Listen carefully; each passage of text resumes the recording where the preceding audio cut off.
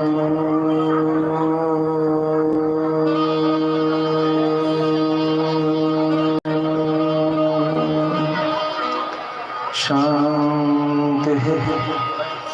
शांति शांति।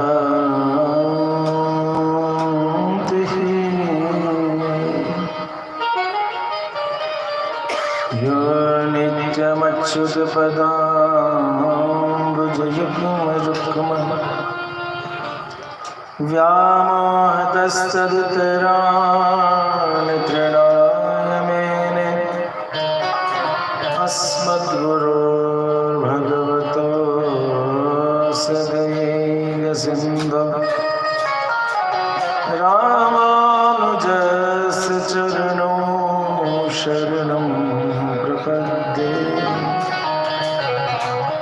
श्रीवेङ्कटेश चरणाम्बुजराजहंसं श्रीवानशैलमुनिवर्यप्रदायभृङ्गं श्रीशालग्रामगुरुवर्यतनूजरत्नं श्रीकेशवपङ्कजमाश्रयम्। गुरुर्ब्रह्मा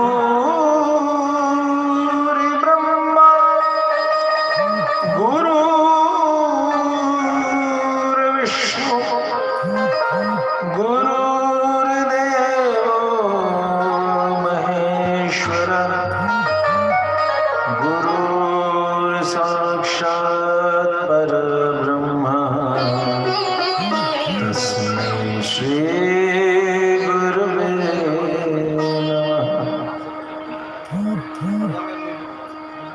कृष्णाय वासुदेवाय हरये परमात्मने प्रणतक्लेशनाशाय गोविन्दाय नमो नमः। अभिरामगुणाकरदाशरथे जगदेकधनुर्धरधीमते रघुनायक राम रमेश विभो वरदो भवदेवदयाचले।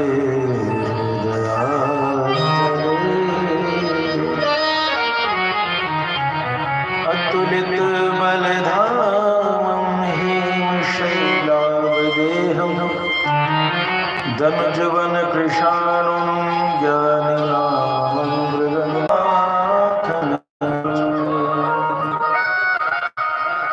भक्तवत्सल भगवान की, श्री वृंदावन बिहारी लाल की।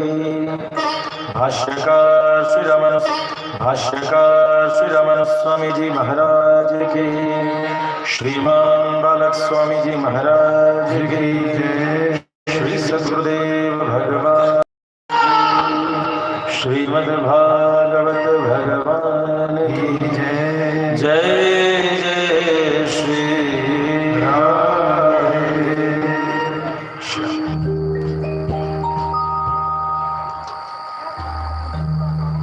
हे लोका शृणुत प्रसूति मरणं व्याधिश्च चित्सामिमाम् योगज्ञाः समुदाहरन्ति मुनयो यां याज्ञवल्क्यादयः। अन्तर्ज्योतिरमेयमेकममृतं कृष्णाख्यमापीयताम् तद्गीतं परमौषधं वितनुते निर्वाणमात्यन्तिकम्। तद्गीतं परमौषधं वितनुते निर्वाणमात्यन्तिकम्। कुलशेखर स्वामी मुकुंद माला में कहते हैं, हे लोकाश्नुता, हे संसार के वासियों सुनो, बड़े ध्यान से सुनो। प्रसूति मरण व्याधि चिकित्सा, इस संसार में जन्म की पीड़ा और मृत्यु की पीड़ा को दूर करने का आज मुझसे औषधि, मुझसे उसका इलाज, मुझसे उसकी चिकित्सा को सुन लो। वो चिकित्सा क्या है? तो योगंज्ञा समुदाहरं विमुनयो याम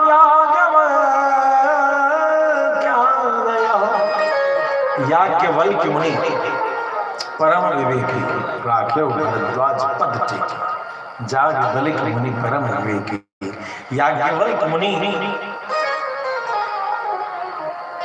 आदि जो बड़े बड़े योगी मुनि हैं, जिस बात को प्रमाण मानते हैं, जिन्होंने अपने जीवन से, अनुभव से प्रमाण के रूप में जिस रहस्य को रखा है, वह रहस्य आज मैं आप सबको देता हूँ।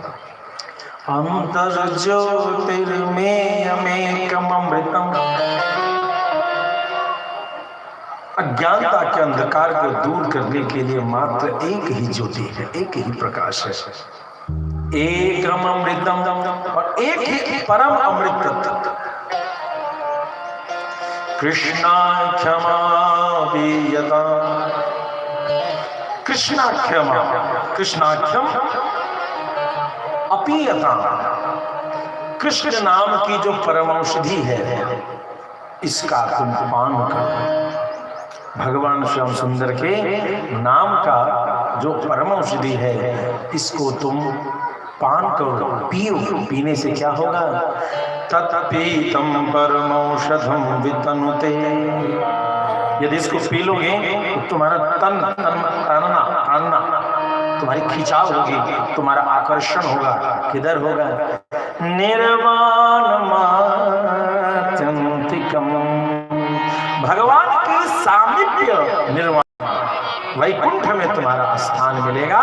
यदि इस जन्म मरण के चक्र से तुम बचना चाहते हो, इसकी पीड़ा से तुम दुख दूर करना चाहते हो, तो यह जन्म मरण का चक्र तो दूर होगा ही होगा, साथ ही साथ परम गति की भी यात्रा होगी, उसमें भी तुम्हें स्थान मिलेगा। प्रेम से भक्तवत्सल भगवान की। तो ऐसे भगवान श्याम सुंदर की कथा में आप सभी का बहुत बहुत स्वागत। यह कथा इस लोक और परलोक दोनों में आनंद प्रदायिनी है। हमारे साथ YouTube चैनल पर भी कई श्रोतागण जुड़ करके नित्य आपके गांव में आयोजित इस कथा को श्रवण करते हैं।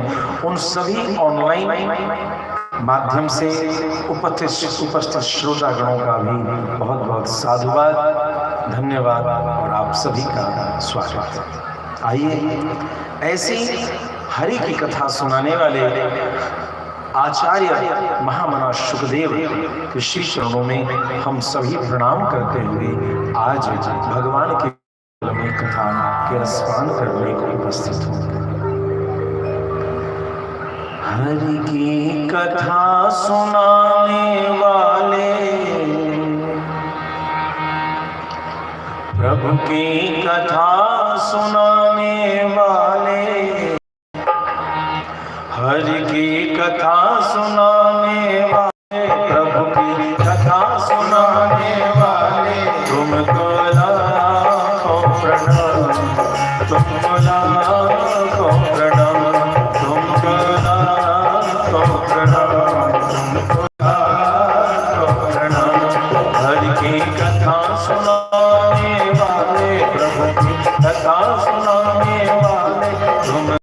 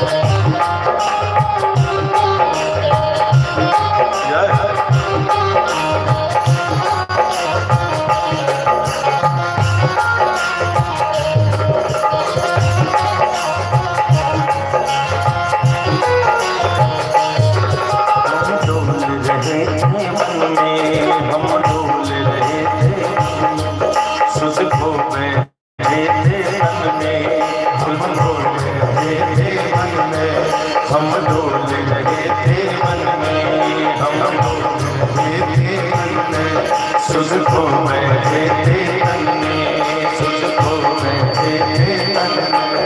वो राह बताने वाले, वो राह बताने वाले, वो मार्ग दिखाने वाले, वो मार्ग दिखाने वाले, तुम भला भला, तुम भला भला, भला भला, भला भला। हरि की कथा सुनाने वाले, प्रभु की कथा सुनाने वाले, तुम भला भला, तुम भला भला, तुम भला भला, तुम भला भला।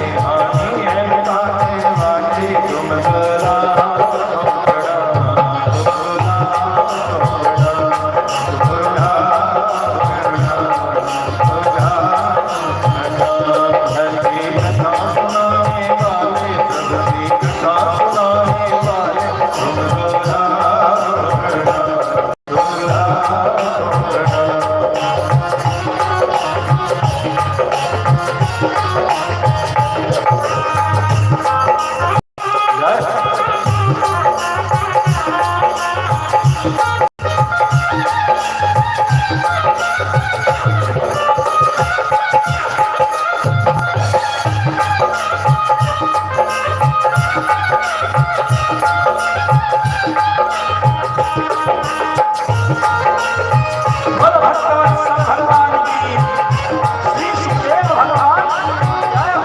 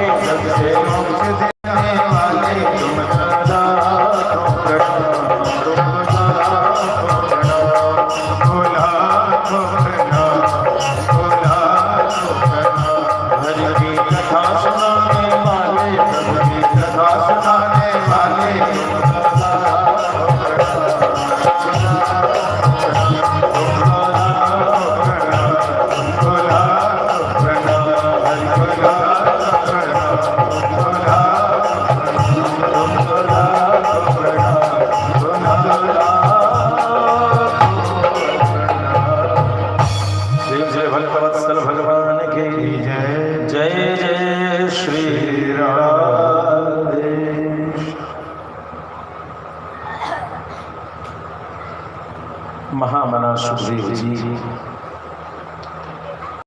कल हम सभी ने यह इस आगमन के रहस्य को सुना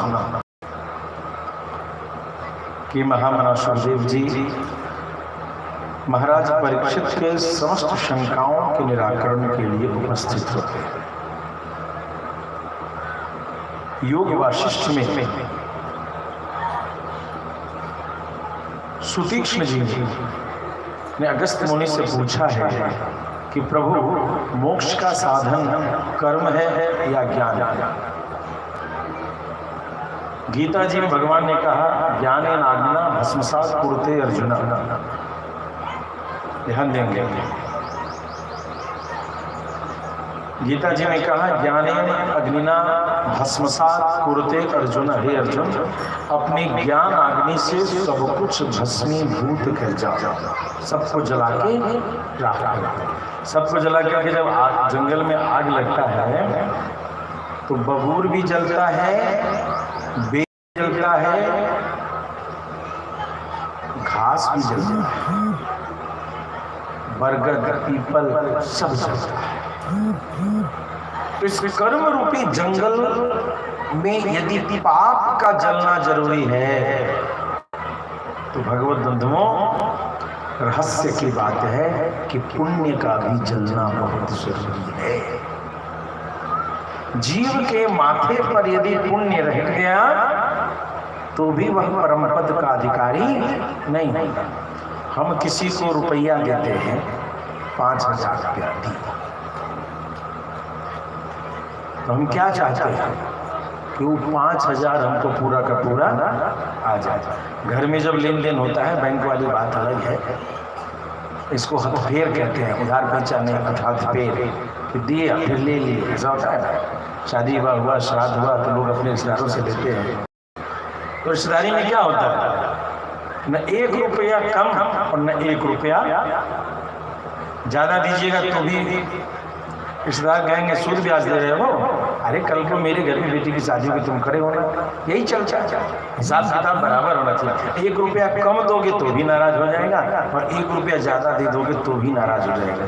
तो अपनेपन के व्यापार में ये चलता है क्या? अब भगवान ने हमें भेजा और हम भगवान के अपने। तुम हमारे थे प्रभु जी,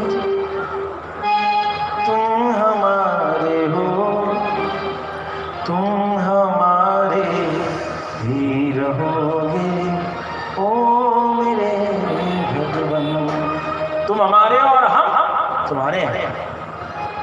अब उस जगह से हमें भेजा गया है। अब इसमें यदि कुछ माइनस नहीं तो कुछ प्लस भी लेकर के जाओगे तो भगवान कहेंगे ना, हिसाब बराबर का करो, मुझे सूद ब्याज कुछ नहीं चाहिए, खत्म करो। यदि कोई पुण्य बच भी जाता है तो उसको विरजा नदी, वैकुंठ के बाहर विरजा नदी प्रवाहित है, उस नदी में डुबकी लगा के स्नान कराते हैं और उस पुण्य को भी वीरज, रज मतलब गुण, सारे गुणों से हीन करो इसको, अच्छे भी गुण है उसको खत्म करो। प्रेम चले भगवान। तो ध्यान यहाँ ये देना होगा, ज्ञान आज्ञा भस्मसात कुरुते अर्जुना, इस कर्म की लता शाखा प्रशाखा को जलाने के लिए ज्ञान की अग्नि चाहिए। रे ज्ञानान न मुक्ति, बिना ज्ञान के मुक्ति नहीं, क्योंकि ज्ञान समस्त कर्मों का नाश करती है। कर्मों का नाश मतलब क्या, बनाया हुआ घर में बुलडोजर चला देती है। प्रेम से भक्तवत्सल भगवान की महाराज जी कह रहे थे कथा में कि ज्ञान से सब कैल ढैल सत्यानाश हो जाए। आज के बाद हम कान पकड़े छे जे हम भागवत सत्संग नहीं सुने, हो बाबू बनेलिए घर लगेलिए गाछी पे गाय बकरी सब पोसलिए, सब सत्यानाश होते, एहन ज्ञान नहीं चाहिए। ऐसा नहीं, कई बार आदि नीम हकीम खतरे जाए। कर्म का मतलब है कर्म से संबंध, जो आपने अच्छा किया, जो बुरा किया, ठीक है वो सामने चलायमान जगत में दिखेगा है, लेकिन आप उससे जुड़ोगे नहीं, उसके दोष और गुण का प्रभाव आप पर नहीं पड़ेगा। यदि ज्ञान के माध्यम से आपने अपने पुत्र को भगवान का दिया हुआ प्रसाद मांगा है, तो वह पुत्र यदि अधर्म भी कर रहा होगा तो आपके ऊपर उस अधर्म का अंश नहीं आएगा। और जबकि जो ऐसे ज्ञानी होते हैं भगवत कृपा से, उनके सुयोग्य पुत्र की ही प्राप्ति होती है। इतने से ही समझे, भस्म का मतलब ये नहीं कि जला हुआ कैल धैल सब जय जगन्नाथ, ऐसे नहीं होगा। अपना मैथिली में कहावत है, कैल धैल पे जय जगन्नाथ, दूसरा कोई कर देवे, सारी जिम्मेदारी किसी के माथे पर और माला पहने कोई। प्रेम से भक्तवत्सल भगवान की। तो सारे कर्मों का, चाहे वो कर्म सुख देने वाले हो, चाहे वो कर्म दुख देने वाले हो, इन समस्त कर्मों के नाश की विधि क्या है, ज्ञान की उपासना। तो भगवान ने गीता जी में कह दिया, ज्ञानाग्निना भस्मसात् कुरुते अर्जुन। और दूसरी बात, कर्मणि भी संसिद्धिम आस्थिता जनकादयः। जनक जी को उदाहरण करके कह दिया कि कर्म से ही सिद्धि मिलती है, तो कर्म भी करो। आप बताओ, जो देवियां, जो भी हम लोग चर्चा कर रहे थे कि देवियों को घर में गृहस्थी में बहुत कर्म होता है, सवेरे उठाओ, झाड़ू पोछा बर्तन भाड़ा सब करना है, सास उधर से देख रही, चूल्हा बासी है, चाय चढ़ा रही, चूल्हा के तेल कनिका पोछ लेती है। पहले सब होता था, अब तो चूल्हा हमेशा टटके रहता है जब तक उस पर कचरा न दिखाए, नहीं तो बासी चूल्हा पे कभी चूल्हा नहीं जोड़ा जाता है, जोड़ा जाता है। अभी चूल्हा कभी बासी होता है, हमेशा ताजा माल जाता है। प्रेम से भक्तवत्सल भगवान की। गृहस्थी के कर्म यदि न्याय उपार्जित धन से परिवार को धर्मानुसार चलाया जाए तो कर्मणि भी संसिद्धिम आस्थिता जनकादयः। जनक जी प्रमाण देते हैं कि कर्म से ही, भगवान जनक को उदाहरण देकर कहते हैं, कर्म से ही परम सिद्धि की प्राप्ति हो सकती है। तो ये बताइए हे मुनिवर, हे अगस्त्य मुनि, कि मनुष्य कर्म को पकड़े कि मनुष्य ज्ञान को पकड़े? क्योंकि जो पुस्तक में लगा होगा, शास्त्र में लगा होगा, ध्यान धारणा समाधि में लगा होगा, वो उतना कर्म नहीं कर पाएगा, और जो कर्म में लगा होगा वो उतना ज्यादा शास्त्र में प्रवेश करने का उसको मौका नहीं। तो क्या किया जाए, रास्ता क्या है? योग वासिष्ठ में बहुत सुंदर उपदेश आया है। उभाभ्यामेव पक्षाभ्याम यथा के पक्षिणा गतिः तथैव ज्ञान कर्माभ्याम जायते परमं पदम्। जैसे चिड़िया होती है ना, इस जीवात्मा के उड़ने को एक चिड़िया का उड़ना बताया।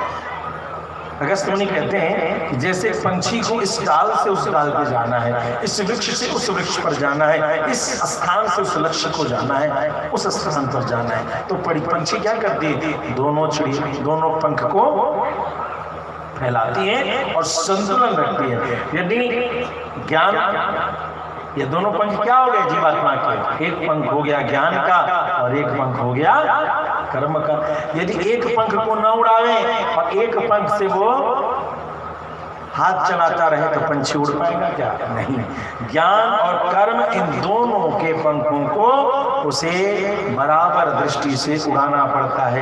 यही ज्ञान और कर्म में संतुलन बताने का अधिकार या विधि या उसकी ज्ञान जिस आचार्य के पास हो वही आचार्य सदुपदेश दे सकते हैं, वही आचार्य शुकपीठ को सुशोभित समलंकृत कर सकते हैं, वही आचार्य व्यासपीठ के संपूर्ण कर्तव्य को करने की चेष्टा कर सकते हैं। प्रेम जुड़े भक्तवत्सल भगवान की।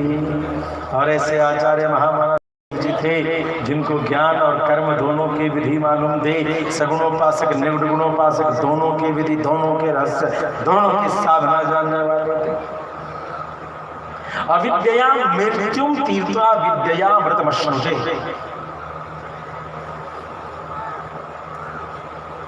सूत्र कहता है दो प्रकार से विद्या को बांटा जाता है, अविद्या और विद्या। अध्यात्म रामायण, श्रीमद् भागवत आदि उपनिषद आदियों में विद्या को भी there are two kinds of education, दो प्रकार के शिक्षा बताए। एक अविद्या, एक का नाम है क्या? अविद्या, और दूसरे का नाम है विद्या। अविद्या किसको कहा? अविद्या किसको कहा? अविद्या मृत्युम तीर्थवा। अविद्या क्या है? जो मेटेरियलिस्टिक, जो फिजिकल वर्ल्ड से रिलेटेड जो आपकी पढ़ाई है, भौतिक संसार से जो प्राप्त के संबंधित जो शिक्षा आप प्राप्त करते हैं, आप डॉक्टर बनते हैं, आप इंजीनियर बनते हैं, आप कलेक्टर बनते हैं, आप चपरासी बनते हैं, आप चौकीदार बनते हैं, जो कुछ भी बनते हैं, जो फिजिकल भौतिकवादी इस संसार में, इस सृष्टि में हम जो कुछ भी विद्या अध्ययन करके नौकरी व्यापार को संबल प्रदान करते हैं, take it to be noted and quoted, इन सभी को हमारे शास्त्र में अविद्या के अंतर्गत कहा। अविद्या मृत्यु तीर्थवा। तुम इससे मरने को पार करोगे, मृत्यु को पार करोगे। तो मृत्यु को पार करने के बाद क्या है? जातस्य ही ध्रुवम मृत्युम ध्रुवम जन्म मृतस्य। जो जन्मेगा वो मरेगा, जो मरेगा वो जन्मेगा। तो अविद्या मृत्युम तीर्थवा। जब तक मृत्यु नहीं आती है तब तक तुम्हें सांसारिक कर्म को करना है। तो मृत्यु तक अपने जीवन को चलायमान रखने के लिए जिस वृत्ति की आवश्यकता पड़ती है, ये सारी वृत्तियां अविद्या के अंतर्गत। विद्या मृतमश्नुते। और विद्या क्या करता है? अमृत तत्व की प्राप्ति कराता है। विद्या क्या कराता है? अमरता की प्राप्ति कराता है। विद्या क्या करता है? परम पद की प्राप्ति कराता है। अर्थात विद्या क्या है? जीवात्मा और परमात्मा के बीच के रहस्य को जो समझे, जीवात्मा क्या है, परमात्मा क्या है, इन दोनों के बीच के संबंधों का उद्घाटन, किस प्रकार से जीवात्मा परमात्मा की गति को प्राप्त करे, कृपा को प्राप्त करे, उनकी शरणागति को प्राप्त करे, उनके चरणों में शांति स्थिति को प्राप्त करे। यह जो चिंतन है, यह जो मनन है, यह जो आध्यात्मिक ज्ञान है, जिसके लिए ब्रह्मसूत्र प्रारंभ में शब्द कहते हैं, मंत्र कहते हैं, अर्थात तो ब्रह्म जिज्ञासा, ब्रह्म संबंधित जिज्ञासा को विद्या अमृतमश्नुते। हमें उस पारमहंसीय ज्ञान की शिक्षण प्रशिक्षण को जब हम करते हैं तो उसको विद्या के अंतर्गत लिया जाता है। यही विद्या है। प्रेम से भक्तवत्सल भगवान की। योगिनां परमं गुरुं वै गुरु मुनिना और योगी नाम परम गुरु, ऐसे विशेषणों के द्वारा महामना सुखदेव जी का उद्बोधन किया जा रहा है, जो ऐसे विद्या के रहस्यों के अद्भुत प्रवक्ता हुए महामना सुखदेव जी। आइए उन्हीं के माध्यम से हम सभी अद्भुत रहस्यों को सुनने की चेष्टा करते हैं। कल हम सभी ने सुना कि परीक्षित जी को कहते हैं, हे राजन,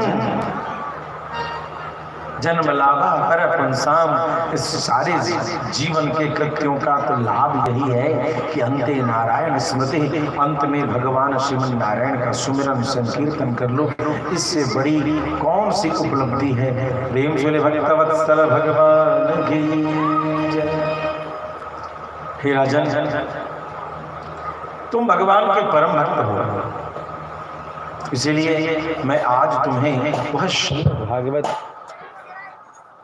श्री कृष्ण गोविंद हरे मुरारे, हे नाथ नारायण वासुदेव, श्री कृष्ण गोविंद हरे मुरारे, हे नाथ नारायण वासुदेव, हे नाथ नारायण वासुदेव, हे नारायण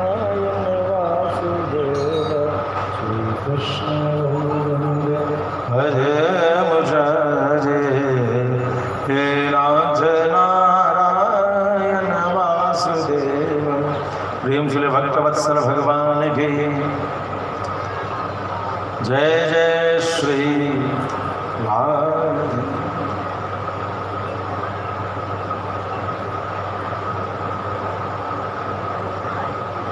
भगवान के अद्भुत लीलाओं को महामना सुखदेव जी कहना प्रारंभ करते हैं।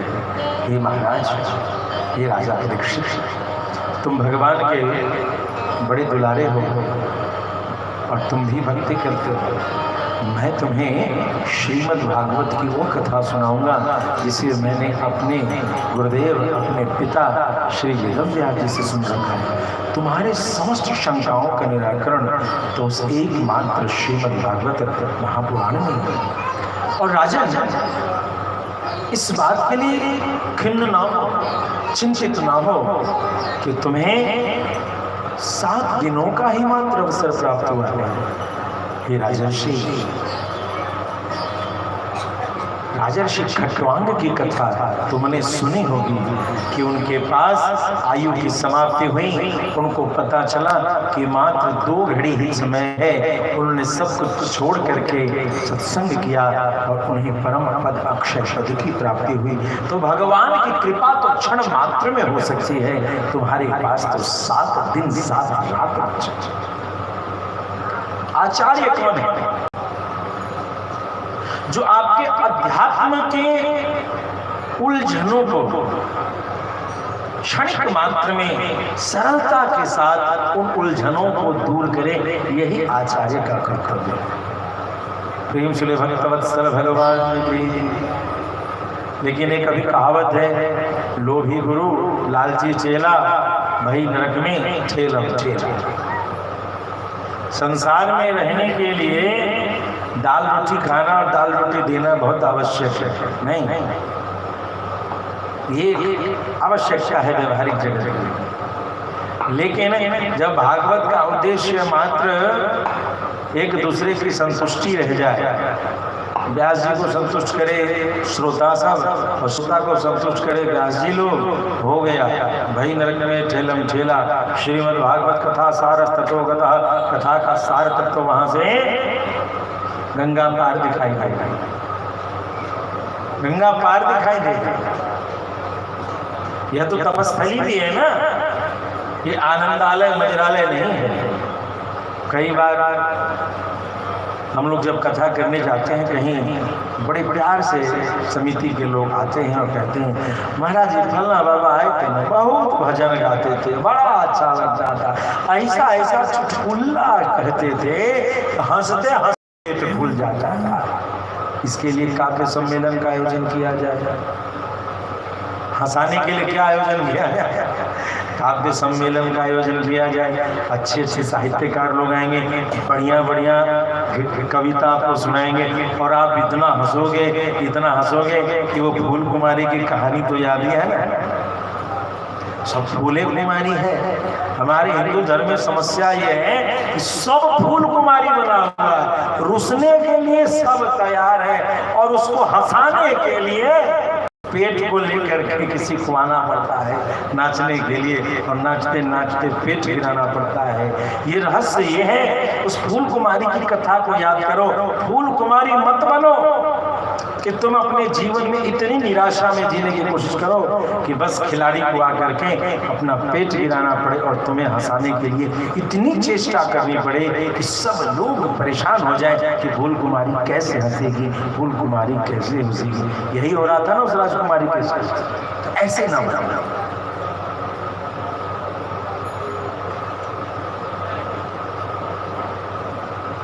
कीर्तन कथा में बस भगवान को सुमिरन करने का एक माध्यम है।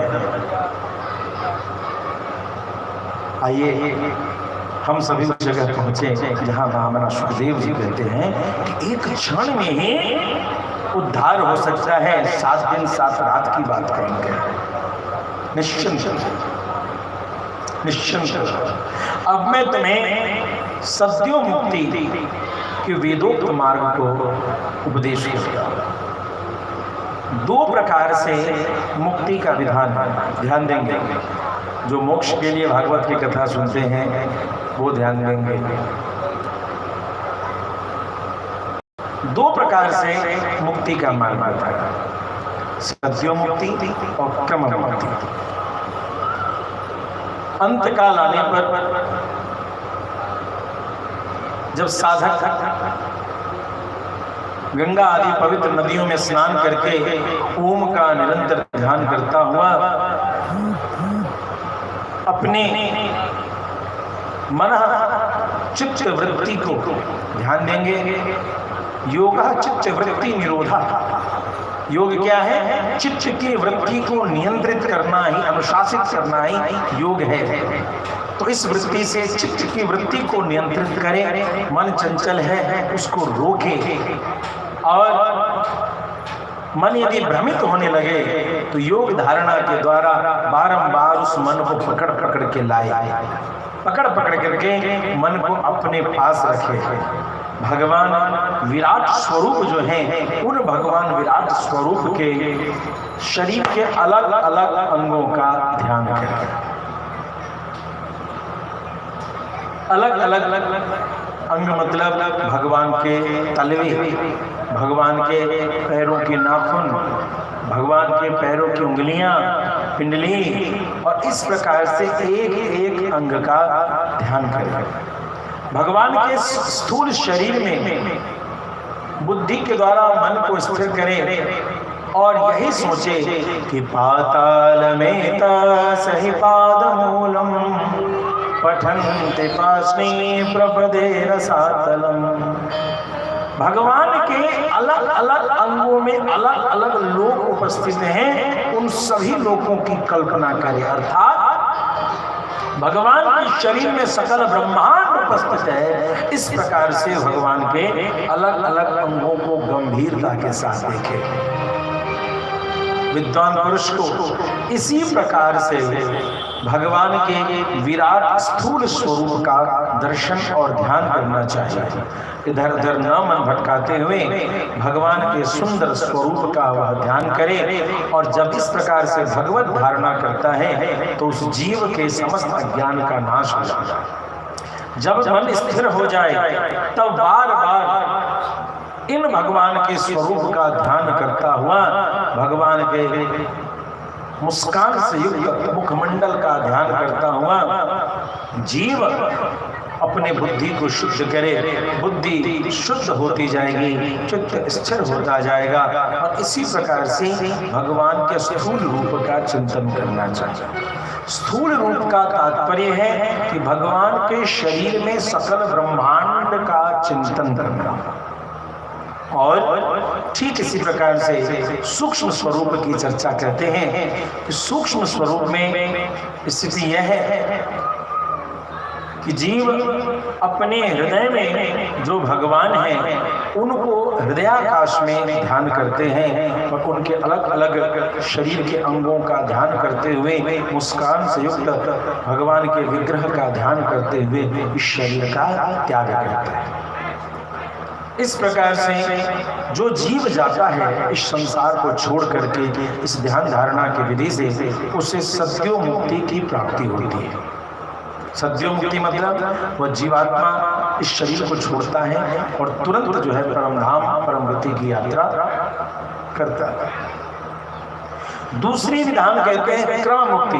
क्रम मुक्ति मतलब एक एक करके उनके लिए कहते हैं कि जब योगी पुरुष इस मनुष्य को लोक को छोड़ना चाहे तो वह मन को इधर उधर न ले जाए और अपने शरीर को अष्टांग योग के माध्यम से अनुशासित करता हुआ समस्त जो नव द्वारे पूरे गेही जो 9 द्वार हैं उन 9 द्वारों का नियंत्रण करे। उन 9 द्वारों के द्वारा जो आवागमन के जितने पदार्थ हैं उन सबको बंद करे। मतलब कान पर इतना नियंत्रित करे कि अनिच्छित ध्वनि को वह न सुने। आंखों पर इतना नियंत्रण करे कि वह अनिच्छित वस्तु को न देखे और इस प्रकार का वह अपने ऊपर अनुशासन करे। इसको करता हुआ वह षट्चक्र भेदन करता हुआ सुषुम्ना मार्ग जो ईड़ा पिंगला सुषुम्ना है जो हमारे ध्यान योगी लोग जानते हैं उपासना में, ईड़ा पिंगला सुषुम्ना 3 प्रकार की नाड़ी हमारे जो रीढ़ की हड्डी है उसमें उपस्थित है। मध्य में सुषुम्ना है और अगल बगल ईड़ा पिंगला है। इन ईड़ा पिंगला के संतुलन के बाद सुषुम्ना जागृत होती है और सुषुम्ना के जागृत होने की विधि पर जो मूलाधार चक्र है, मूलाधार चक्र कहाँ है? मूलाधार चक्र है जो हमारा टेल बोन है, सबसे रीढ़ की हड्डी का सबसे नीचे का टेल बोन, उससे 4 अंगुली दूरी पर मूलाधार चक्र चतुर्दल रक्त कर्णिका से युक्त कमल पर उपस्थित है, जिसके नीचे 3.5 आवृत्ति लेकर के कुंडलिनी उपस्थित है। इस योग मार्ग का यहाँ वर्णन है और उसका वहां से जब कुंडलिनी प्रस्फुटित होती है तो वह ऊर्जा ऊपर की ओर चलना प्रारंभ करती है। स्वादिष्ठान चक्र कटी प्रदेश के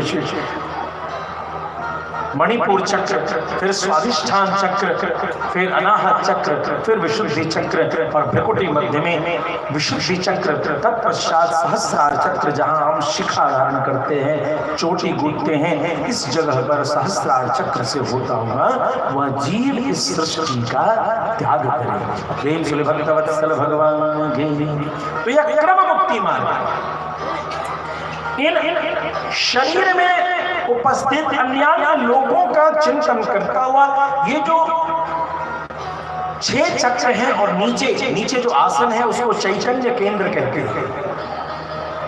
ये जो 7 चक्र ऊपर और 7 चक्र नीचे 14 भवन का वर्णन योग की विधि में बताई गई है। संपूर्ण भुवन को साधक अपने शरीर के माध्यम से दृष्टिगोचर करता हुआ धारणा करता हुआ जब साधना करता है तो वह क्रम मुक्ति का पात्र होता है। क्रम मुक्ति में जीवात्मा उन समस्त लोकों का दर्शन करता हुआ ब्रह्मलोक को प्राप्त करता है। ब्रह्मलोक में जब जीवात्मा वहां पहुंचता है ब्रह्मा जी के पास सभी लोगों का दर्शन करता हुआ तो वहां पर वह ब्रह्मा जी के गण में समाहित होकर के सत्यलोक में एक निश्चित स्थित स्थान की प्राप्ति करता है। सत्यलोक में उस जीवात्मा को अपना कोई सुख दुख कुछ नहीं होता, लेकिन सत्यलोक में एक दुख है। सत्यलोक में क्या दुख है कि संसार में जो दुखी जीव हैं उनके दुखों को देख करके सत्यलोक में रहने वाले मुक्त जीव भी दुखी हो जाते हैं। इस दुख के साथ वह वहां उपस्थित रहता है। प्रेम से भक्तवत्सल भगवान की। और जब ब्रह्मा जी प्रलय की अवस्था प्रलय की स्थिति को उपस्थित करते हैं तो उस समय वही जीवात्मा अंतिम में ब्रह्मा जी के श्वसन क्रिया के माध्यम से ब्रह्मा जी के शरीर में और पुनः ब्रह्मा जी नाभि कमल बंद होता है कमल के भीतर और वह कमल संकुचित होकर के भगवान के नाभि में, और इस प्रकार से महाप्रलय तक वह जीवात्मा सत्य लोक में ही उपस्थित रहता है। प्रेम से भक्तवत्सल भगवान की।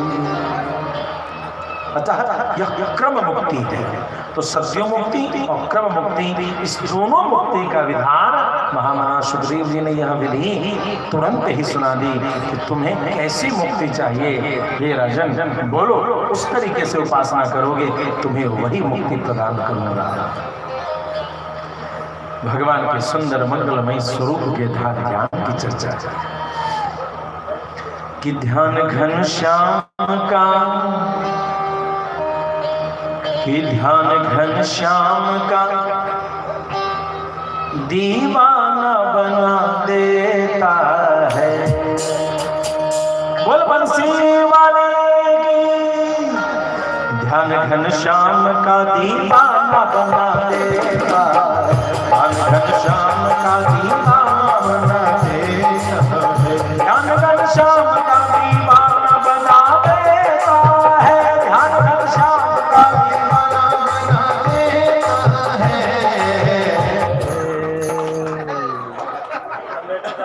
कृष्ण गोविंद हरे मुरारे, हे नाथ नारायण वासुदेवा।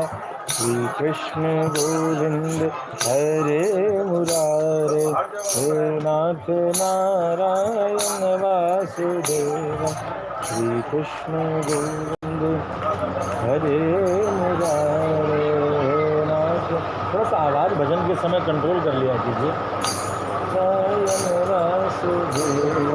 श्री कृष्ण गोविंद हरे मुरारे, हे नाथ नारायण वासुदेवा। प्रेम श्री भक्तवत्सल भगवान की।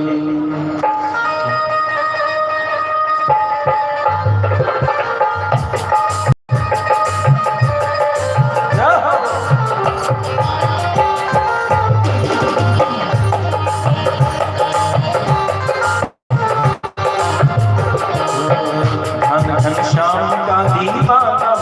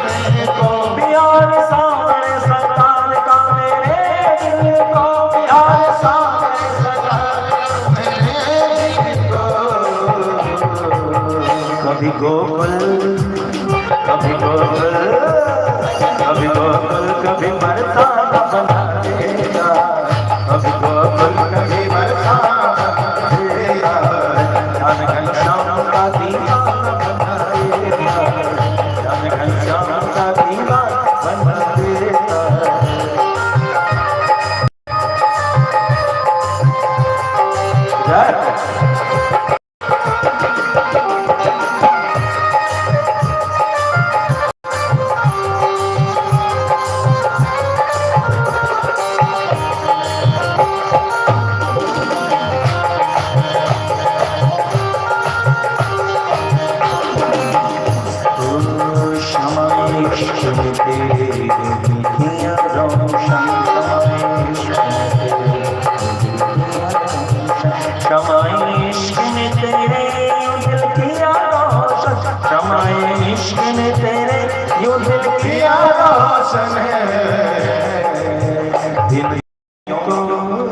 दिन दुखियों को भी परवाना बना देगा, जान घनश्याम का दीवाना बना देगा, घनश्याम का दीवाना बना देगा।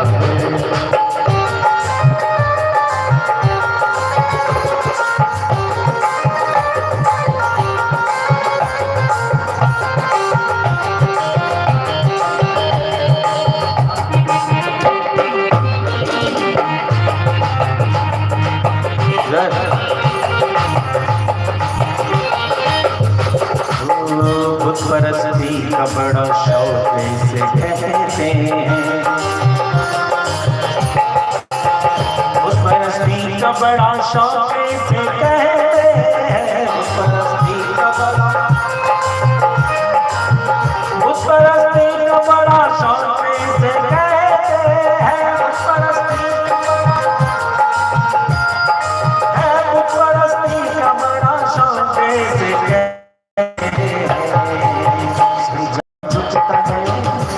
जहाँ झुकता है घनश्याम बना देगा, घनश्याम का दीवाना बना देगा है।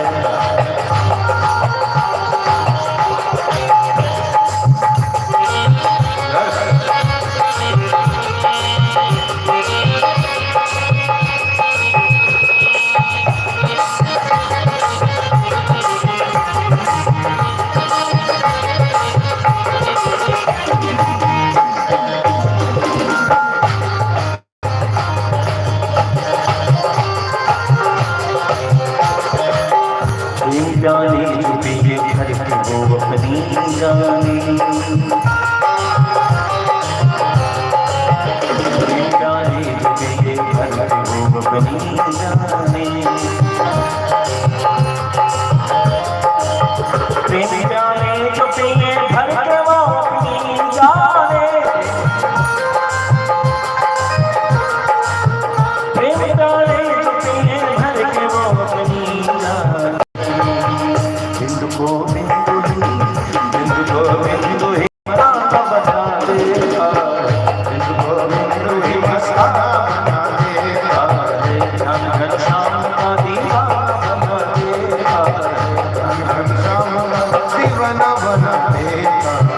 बाकी दुनिया को भी वीराना बना देता है, बाकी दुनिया को भी वीराना बना देता है, बाकी दुनिया को भी वीराना बना देता है, बाकी दुनिया को भी वीराना बना देता है। जान घनश्याम का दीवाना बना देगा,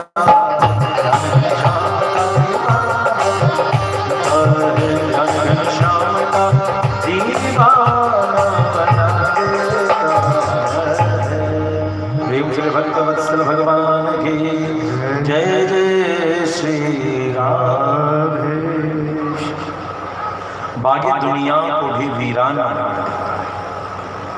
अर्थात जब हम भगवान श्याम सुंदर के ध्यान की ओर चलते हैं तो वश्यमेव यह मन सभी जगह से विरक्ति की प्राप्ति करता है।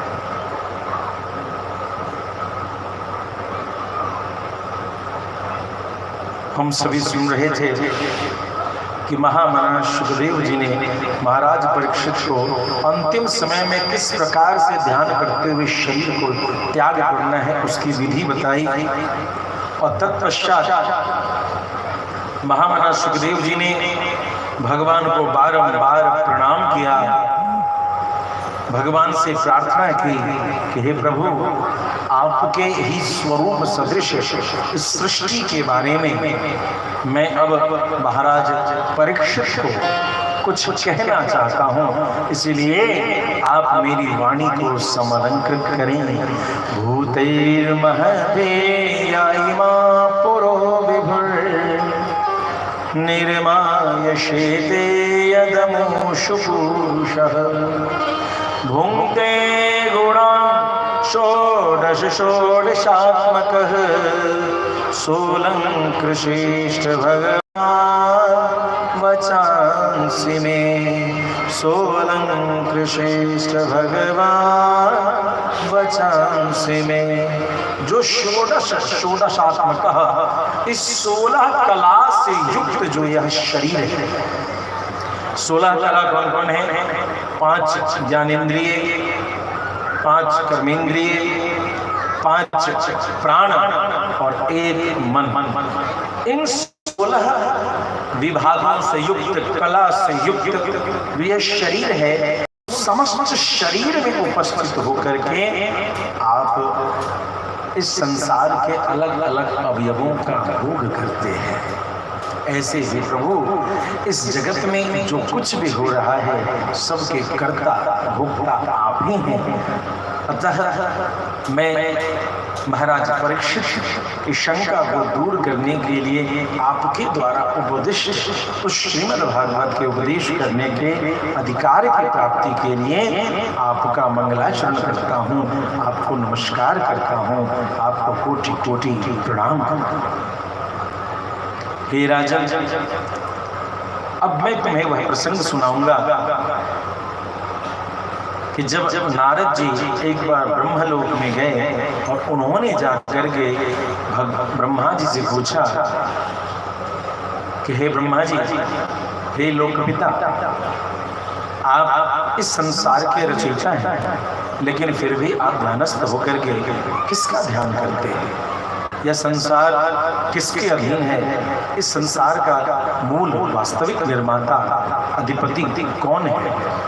इन अनेक प्रश्नों को जब पूछा तो ब्रह्मा जी मुस्कुराने लगे और मुस्कुराते बोलते हैं, नारद, यह प्रश्न तो बड़ा ही रहस्यास्पद है। ये संपूर्ण सृष्टि जिसके प्रकाश से प्रकाशित है वह मैं नहीं, वह भगवान श्रीमन नारायण स्वयं है। यदा देत्यगतं तेजो जगत भासयतेऽखिलं यच्चन्द्रमसि यच्चाग्रं विद्धि मामकम्। भगवान ने गीता जी में कहा, हे अर्जुन, यदादित्यगतम तेजो, सूर्य में जो तेज उपस्थित है अर्जुन, वह दूसरा कोई नहीं, वह मैं हूँ। जगत भासयतेऽखिलम्, जिससे कि यह सारी सृष्टि प्रकाशित है, उस तेज का जो अनुसंधान करोगे तो वह दूसरा कोई नहीं, मैं ही। चंद्रमसि यच्चाग्रं विद्धेतं मामकम्, जो चंद्रमा, जो अग्नि, चंद्रमा में जो शीतलता है, औषधियों में औषधीय गुण। ध्यान देंगे, ऐसा वर्णन है हमारे वेदों में कि सूर्य के प्रकाश से वृक्ष पल्लवित होते हैं, वर्धित होते हैं, संवर्धित होते हैं, लेकिन चंद्रमा के प्रकाश से, चांदनी से, ध्यान देंगे, चांदनी की रोशनी क्या करती है? उसमें औषधीय गुण का प्रवेश कराता है। जड़ी बूटी को चंद्रमा की रोशनी की बहुत आवश्यकता है। चंद्रमा की रोशनी से ही जड़ी बूटी में औषधि का गुण आता है। कभी हम लोग भी उसके औषधि को प्राप्त करते हैं क्या? तो हाँ, जब कोजगरा आता है तो खीर बनाते हैं, और खीर को क्या करते हैं, खा जाते हैं? नहीं, ढक करके किसी झीने कपड़े से या जाली से उसको ढक करके छत पे रखते हैं कि नहीं रखते हैं? क्यों? क्योंकि शरद पूर्णिमा का जो चंद्रमा है यह विशेष रूप से सभी औषधीय गुण को देने वाला होता है। रात्रि भर उस खीर को चंद्रमा की रोशनी में रखते हैं। गांव में तो वह खीर मिल जाता है, शहरों में नहीं मिलता। शहर में झूठे बैल्कोनी में धर देते हैं और अपना पेट पूरा करके चख लेते हैं खीर कैसा था। गांव में जब हम लोग आंगन में छत पे रखते हैं और उसका स्वाद सवेरे कुछ एक अलग स्वाद आता है। जिन्होंने कोजगरा का खीर खाया हो उनको ही वो स्वाद पता है, और नहीं तो बाकी खोजते रहो, शरद पूर्णिमा जब आएगी तब वो स्वाद मिलेगा, साल भर तो कभी नहीं मिलता। उस औषधीय गुण के लिए ही कोजगरा में हम सभी उस खीर को पाते हैं। प्रेम से भक्तवत्सल भगवान की। तो यहाँ क्या देखते हैं कि इस प्रकार से औषधीय गुण अग्नि में जो दाहता है, अग्नि सब कुछ जला देती है, यह जलाने का गुण कौन है? तम विद्धि मामकम, इन सभी को हे अर्जुन मुझे जानो। अर्थात परमात्मा ही हर विशेषता को इस संसार में प्रमाणित रूप से स्थापित करने वाले हैं। इन्होंने जब एक हो करके भी एक कल्पना किया कि मैं बहुत हो जाऊं, तो इन्होंने अपने स्वरूप में से स्वयं काल, कर्म और स्वभाव का निर्माण किया। काल ने तीनों गुण, सतोगुण, रजोगुण, तमोगुण, इसमें क्षोभ यानी गति की उत्पत्ति की, चंचलता प्रदान किया काल ने, और स्वभाव ने उन्हें रूपांतरित किया, एक स्वरूप दिया तीनों गुणों को, और कर्म ने महत्त्व उसमें विशेषता प्रदान की। रजोगुण और सत्वगुण की वृद्धि होने पर महत्त्व में जो विकार का निर्माण हुआ, उससे ज्ञान, क्रिया और द्रव्य रूप तमः प्रदान की सृष्टि हुई। ये जो द्रव्य है, ज्ञान, क्रिया और द्रव्य, इसी को हम सभी कहते हैं उपासना में ज्ञान शक्ति, क्रिया शक्ति और भोक्तृत्व शक्ति। अर्थात किसी चीज को जानने का, परमात्मा संबंधित ज्ञान को प्राप्त करने की शक्ति ज्ञान शक्ति, ज्ञातृत्व शक्ति, कर्तृत्व, उस रहस्य के अनुसार भगवान की सेवा करना, उपासना करना, भजन करने की शक्ति को कर्तृत्व शक्ति, और उससे उपस्थित जो परिणाम है, जो फल है, उसको भोक्तृत्व शक्ति, जिसको यहाँ द्रव्य शब्द में श्रीमद् भागवत में उल्लिखित है। तो ज्ञान, ज्ञातृत्व शक्ति, कर्म, कर्तृत्व शक्ति और द्रव्य भोक्तृत्व शक्ति, इन तीनों शक्ति का जब समर्पण होता है तो जीव को शरणागति की प्राप्ति होती है। ना भगवान को जान सकते हैं जब तक भगवान न जाने, ना भगवान की सेवा कर सकते हैं जब तक वो हमसे सेवा न ले ले, और ना भगवान की प्राप्ति कर सकते हैं जब तक भगवान हमें प्राप्त न करें। प्रेम से भक्तवत्सल भगवान की। तो इस प्रकार से ज्ञान, क्रिया और द्रव्य रूपी तमः प्रधान विकार की उत्पत्ति हुई। इसी का नाम अहंकार कहलाया, और वह अहंकार भी विकृत हुआ। उसमें जब भेद आया तो तीन प्रकार का वह भेद दिखा, वैकारिक, तेजस और तामस। यही क्रमशः ज्ञान शक्ति, क्रिया शक्ति और भोक्तृत्व शक्ति के रूप से जाने जाते हैं। तामस अहंकार में विकार होने से आकाश की उत्पत्ति हुई।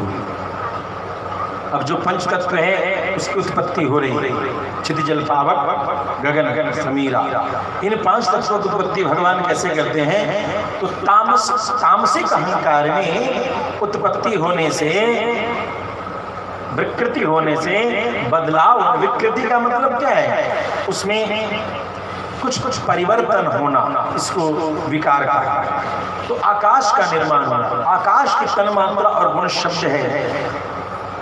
शब्द गुणकम आकाशकम, श्रोत्रगाह्यो गुण शब्द। इस शब्द के द्वारा ही दृष्टा और दृश्य का बोध होता है। जब आकाश में विकार हुआ तो वायु की उत्पत्ति हुई। वायु गुण स्पर्श के साथ शब्द भी था, इसलिए इसमें इंद्रियों में स्फूर्ति का प्रवेश, शरीर में जीवन शक्ति, ओज और बल की प्राप्ति वायु के साथ हुई। रूप रहित स्पर्शवान वायु त्वगिंद्रिय मात्र गायो गुण स्पर्शा।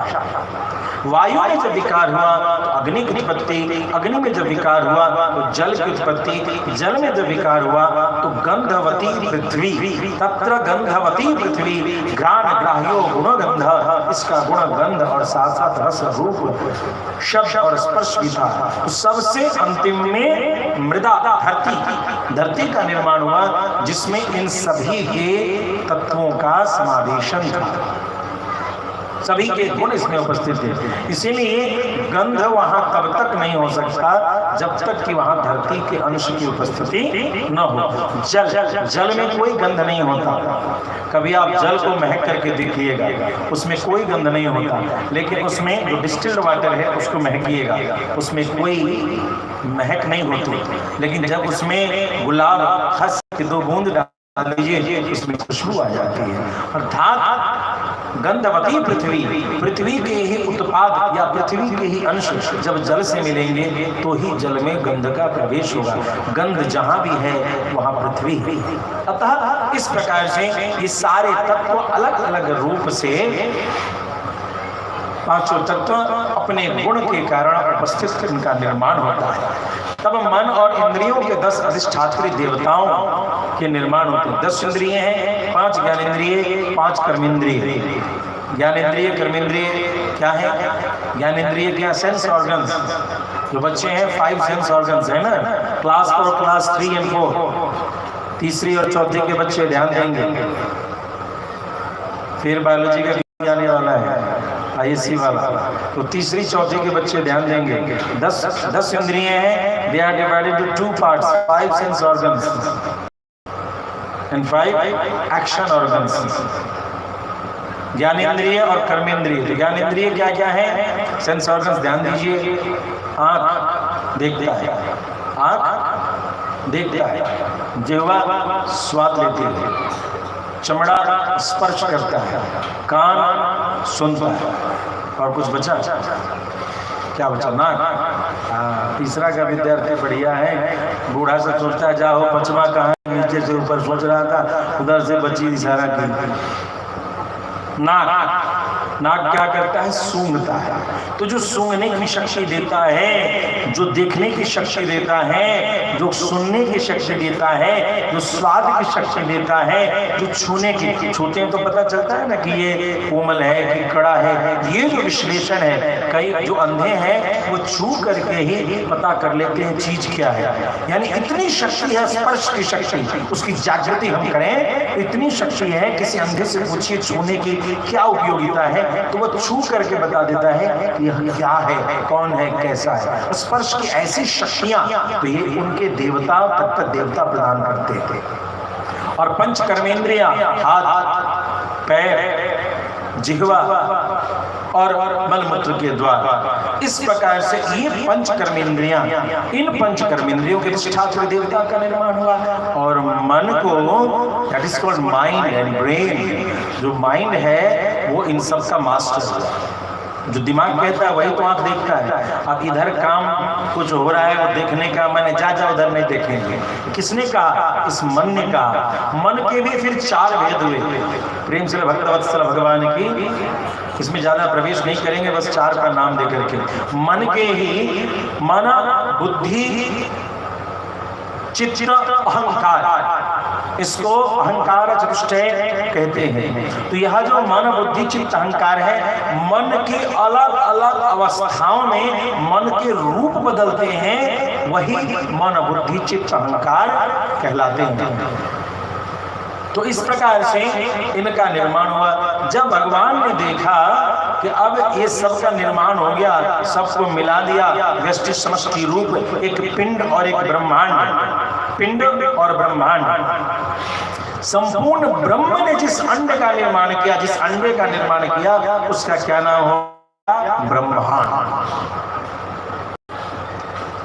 अब इनको मिला करके अंडे का निर्माण किया जिसका नाम हुआ ब्रह्मांड। और ब्रह्मांड का जब निर्माण कर दिया, वह ब्रह्मांड 1000 वर्षों तक वैसे ही रहा।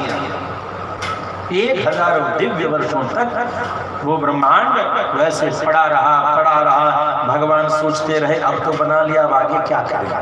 भगवान को भी सोचना पड़ता है, कल्पना करने लगे कि आगे क्या किया जाए। प्रेम से भक्तवत्सल भगवान की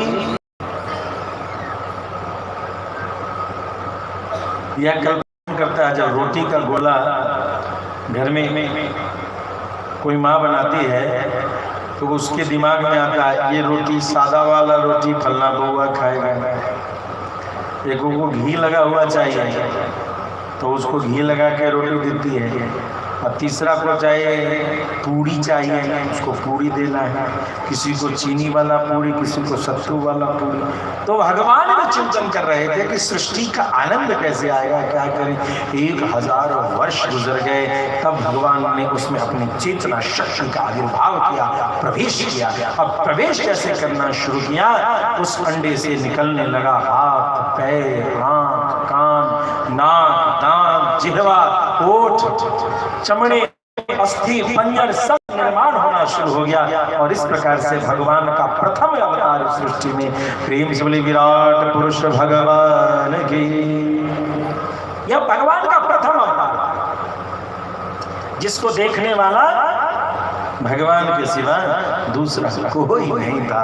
खुद ही निर्माता थे, खुद ही भोक्ता, खुद ही करता, खुद ही दृष्टा। इस प्रकार से एकांकी भगवान इस प्रकार से अपना निर्माण करते हैं। निर्माण करने के बाद भगवान ने अनेकानेक लोगों की कल्पना की, और इसी विराट पुरुष से ब्रह्मा जी ने नारद जी को कहा कि मेरा जन्म हुआ और मुझे और कुछ नहीं दिखाई दिया। जब मुझे तपस्या को करने का किया तो मैंने खूब तपस्या किया।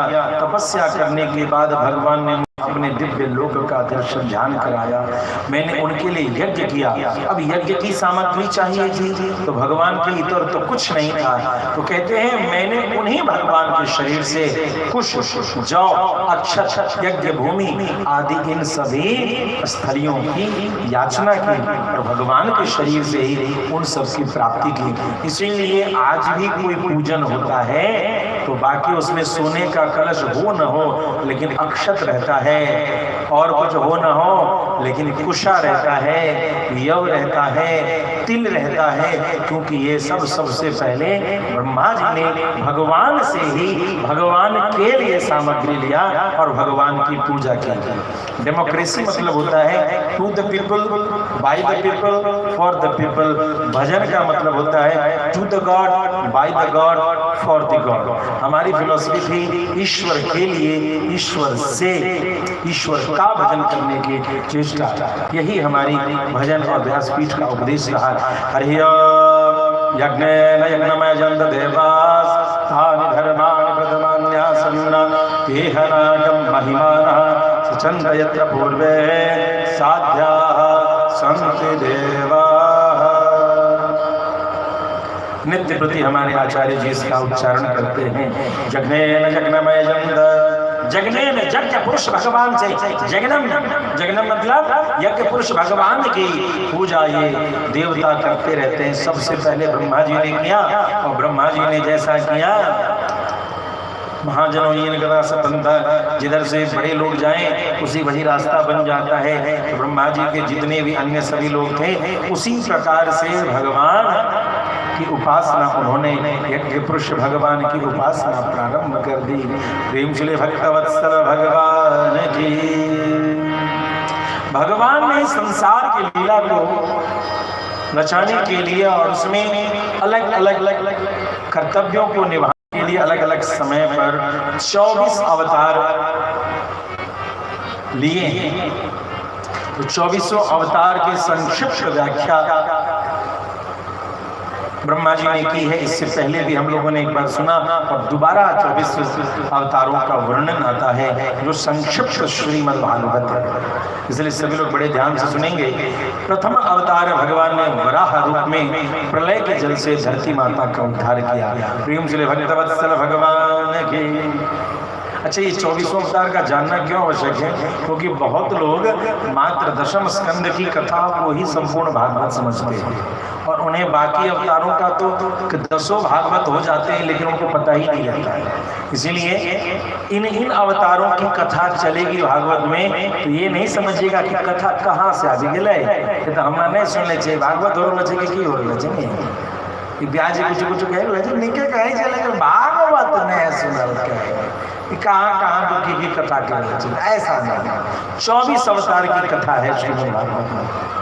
तो वराह भगवान सुयज्ञ यज्ञ नारायण भगवान के यज्ञ नारायण भगवान दक्षिणा अपनी पत्नी के गर्भ से स्वयं आदि देवताओं का उन्होंने अवतरित किया।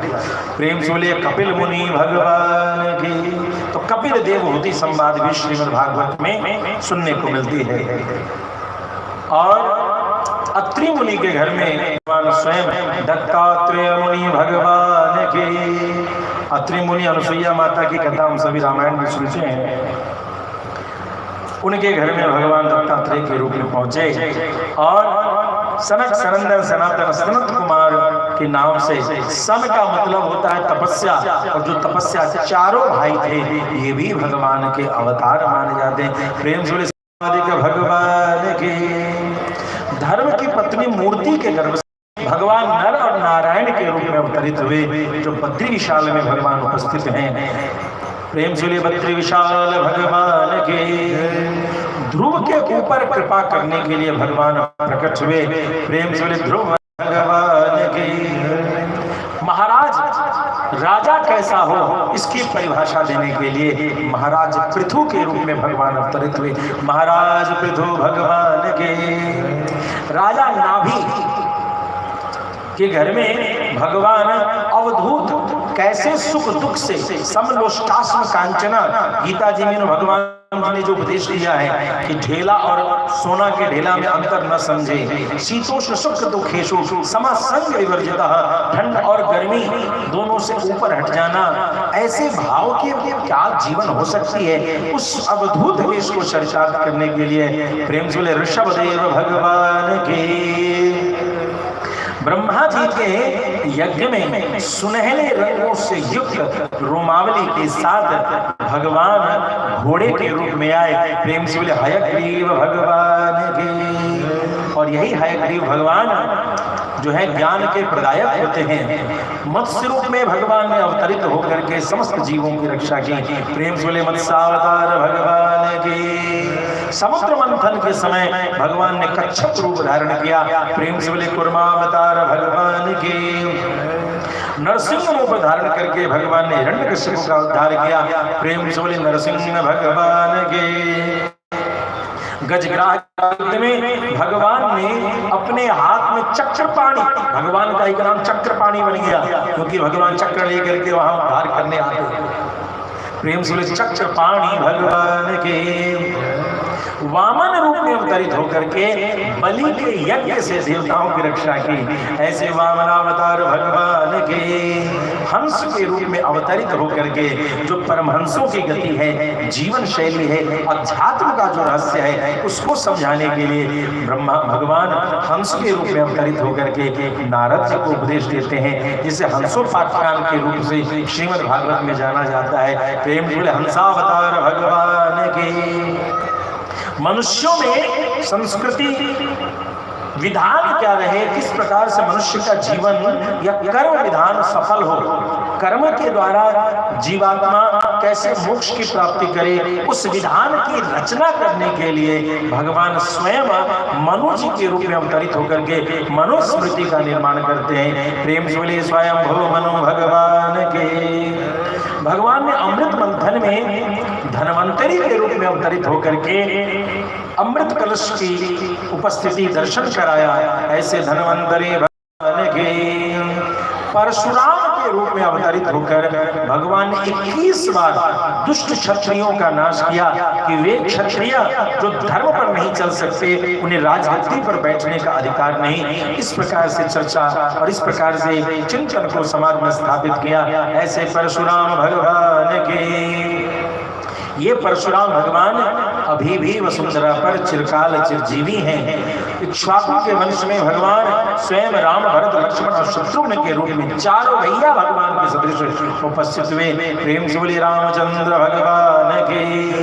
भगवान बलराम और कृष्ण के रूप में अवतरित हुए और इस प्रकार से उन्होंने अवतरित होकर के अनेक दैत्यों का नाश किया। प्रेम से राम कृष्ण भगवान के। सत्यवती मैया सत्यवती के गर्भ से वेदव्यास जी के रूप में भगवान अवतरित होकर के कठिन वेदों का विभाजन किया। प्रेम से वेदव्यास भगवान के। कलयुग में भगवान बुद्ध के रूप में अवतरित होकर के धर्म की शाखा, धर्म के उपधर्म नहीं है, ऐसे उपधर्मों का उपदेश किया। ऐसे बुद्धावतार भगवान के। कलयुग का शासन करने वाले और कलयुग में समस्त दुष्टों का वध करने के लिए जो उपस्थित होंगे, ऐसे कल की अवतार भगवान के। यहाँ एक चीज, एक रहस्य जानने की आवश्यकता है। कई बार महात्मा बुद्ध को बुद्धावतार भगवान के रूप में कई लोग चर्चा और चेष्टा करते हैं, लेकिन श्रीमद् भागवत में कीकत प्रदेश में बुद्ध के जन्म की कथा बताई गई है और महात्मा बुद्ध का जन्म किसी कीकत नाम के प्रदेश में नहीं हुआ। इसलिए विद्वानों का मत है कि जो महात्मा बुद्ध है वह बुद्धावतार भगवान के रूप में उनका गणना नहीं करना चाहिए।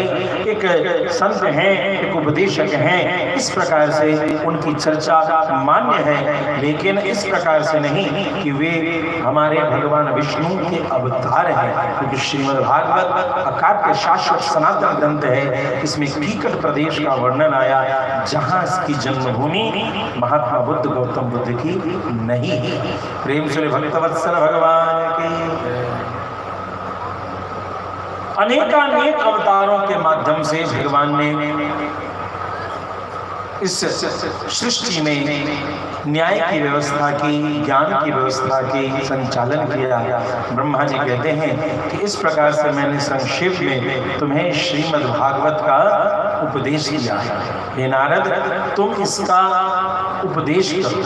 और इसके उपदेश करने की विधि क्या बताई कि जिस प्रकार से आश्रय स्वरूप भगवान के श्री चरणों में, ध्यान देंगे, यथा भगवते निराम भक्ति भविष्यति सर्वात्मन्याखिलाधारे इति संकल्प वर्णन। हे नारद, तुम जो अब ये कथा सुनाओगे सबको श्रीमद् भागवत को, तो कथा क्यों सुनाई जाए, कथा कैसे सुनाई जाए, ध्यान देंगे, कथा कैसे सुनाई जाए, इस पर भी ब्रह्मा जी ने उपदेश दिया कि कथा सुनाते समय लक्ष्य यही होना चाहिए, यथा भजो भगवते, भगवान हरि में निराम भक्ति भविष्यते। मनुष्य के हृदय में भगवान के श्री चरणों में भक्ति की सृष्टि हुई। और भक्ति क्या है? वैदिक विधि से भगवान की उपासना। वेद क्या है? भगवान की वाणी है, भगवान के निर्देशानुसार बताई गई विधि से, आचार्य परंपरा में निर्दिष्ट विधि से भगवान की उपासना की जाए, यही भक्ति है जो सब के आधार है। उन भगवान के श्री चरणों में जीव जा सके, यही श्रीमद् का उद्देश्य है। सूत जी ने कहा, महाराज परीक्षित,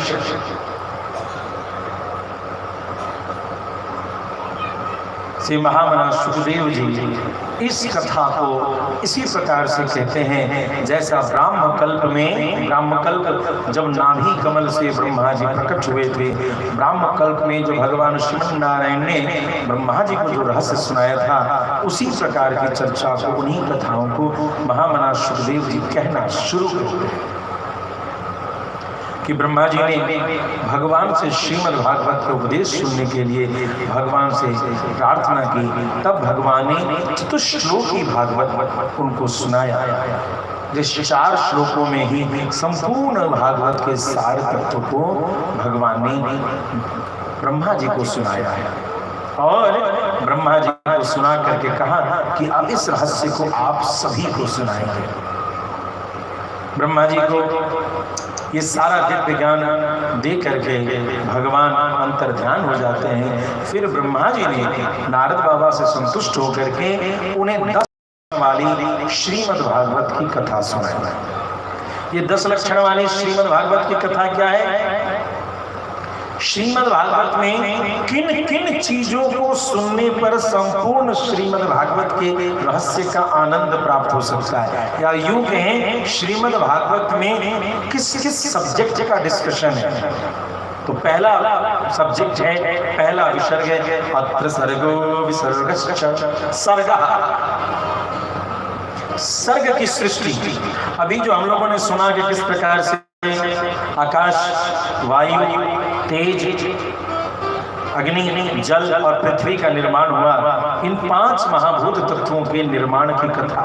शब्दादि तन्मात्राएं, शब्द, स्पर्श, रूप, रस, गंध, ये जो इन 5 तत्वों के जो हम लोग चर्चा सुन रहे थे, गंधवती, पृथ्वी आदि, उनकी चर्चा, इंद्रियां, अहंकार और महत तत्व की उत्पत्ति, मन, बुद्धि, चित्त, अहंकार की उत्पत्ति, इन सभी कथा को सर्ग के अंतर्गत, यानी इसमें ये कथा होनी चाहिए। विसर्ग, ब्रह्मा जी ने जड़ चेतन की जो सृष्टि का निर्माण किया है, जो हम सभी सुनते हैं कि उनके सनक सनंदन सनातन कुमार आदि का जन्म आदि की जो चर्चा सुनते हैं और आगे सुनेंगे, उस सृष्टि क्रम की चर्चा वह अभी हम सभी थोड़ी देर में उस विषय में प्रवेश करेंगे। स्थान, संपूर्ण सृष्टि की मर्यादा को बनाए रखने में भगवान विष्णु ही परम पद हैं, परम श्रेष्ठ हैं, इस बात का निर्धारण करना यही श्रीमद् भागवत का मूल उद्देश्य है। चौथा, पोषण। पोषण मतलब भक्तों के ऊपर जो भगवान की कृपा की कथा है, जैसे कि हमने उत्तरा के उद्धार की कथा, परीक्षित की रक्षा की कथा, पांडव द्रौपदी आदि की रक्षा की कथा सुनी, इन कथा से सुसज्जित श्रीमद् भागवत हो। मनवंतराधिपति जो भगवत भक्ति और प्रजा पालन रूप शुद्ध धर्म का अनुष्ठान करते हैं, जो हम सभी स्वयंभू मनु के द्वारा मनुस्मृति आदि की चर्चा सुनते हैं, और अभी से लेकर के कल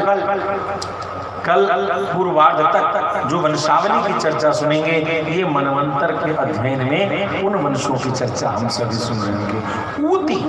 ऊति का मतलब जीवों के हृदय में जो वासनाएं हैं, जो कर्म के द्वारा बंधन में डालती हैं, उसकी स्मृति कराना कि हम सभी सांसारिक कर्मों में बंद करके उलझ न जाएं, यही ऊति शब्द है। ईश कथा, भगवान और उनके भक्तों की अनेकानेक लीलाओं का वर्णन, यह ईश कथा के अंतर्गत आती है। निरोध, भगवान के द्वारा योग निद्रा स्वीकार करने समय समस्त जीवों को अपनी उपाधि, अपने विराट स्वरूप में लीन करने की, अर्थात महाप्रलय की जो कथा हम सभी बीच में कभी कभी सुनते हैं, यही निरोध के अंतर्गत इसका वर्णन आता है।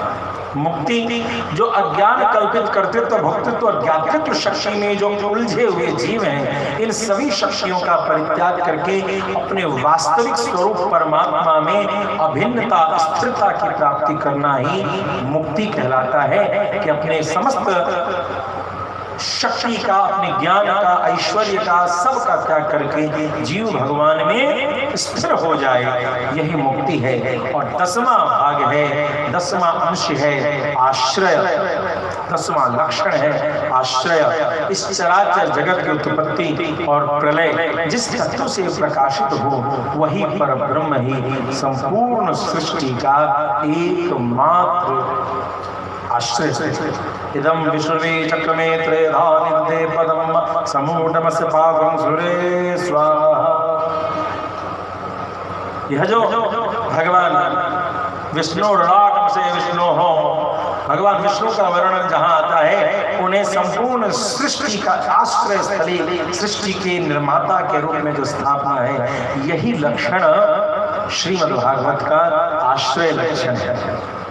प्रेम से भक्तवत्सल भगवान के कि तूने अजब रचा भगवान,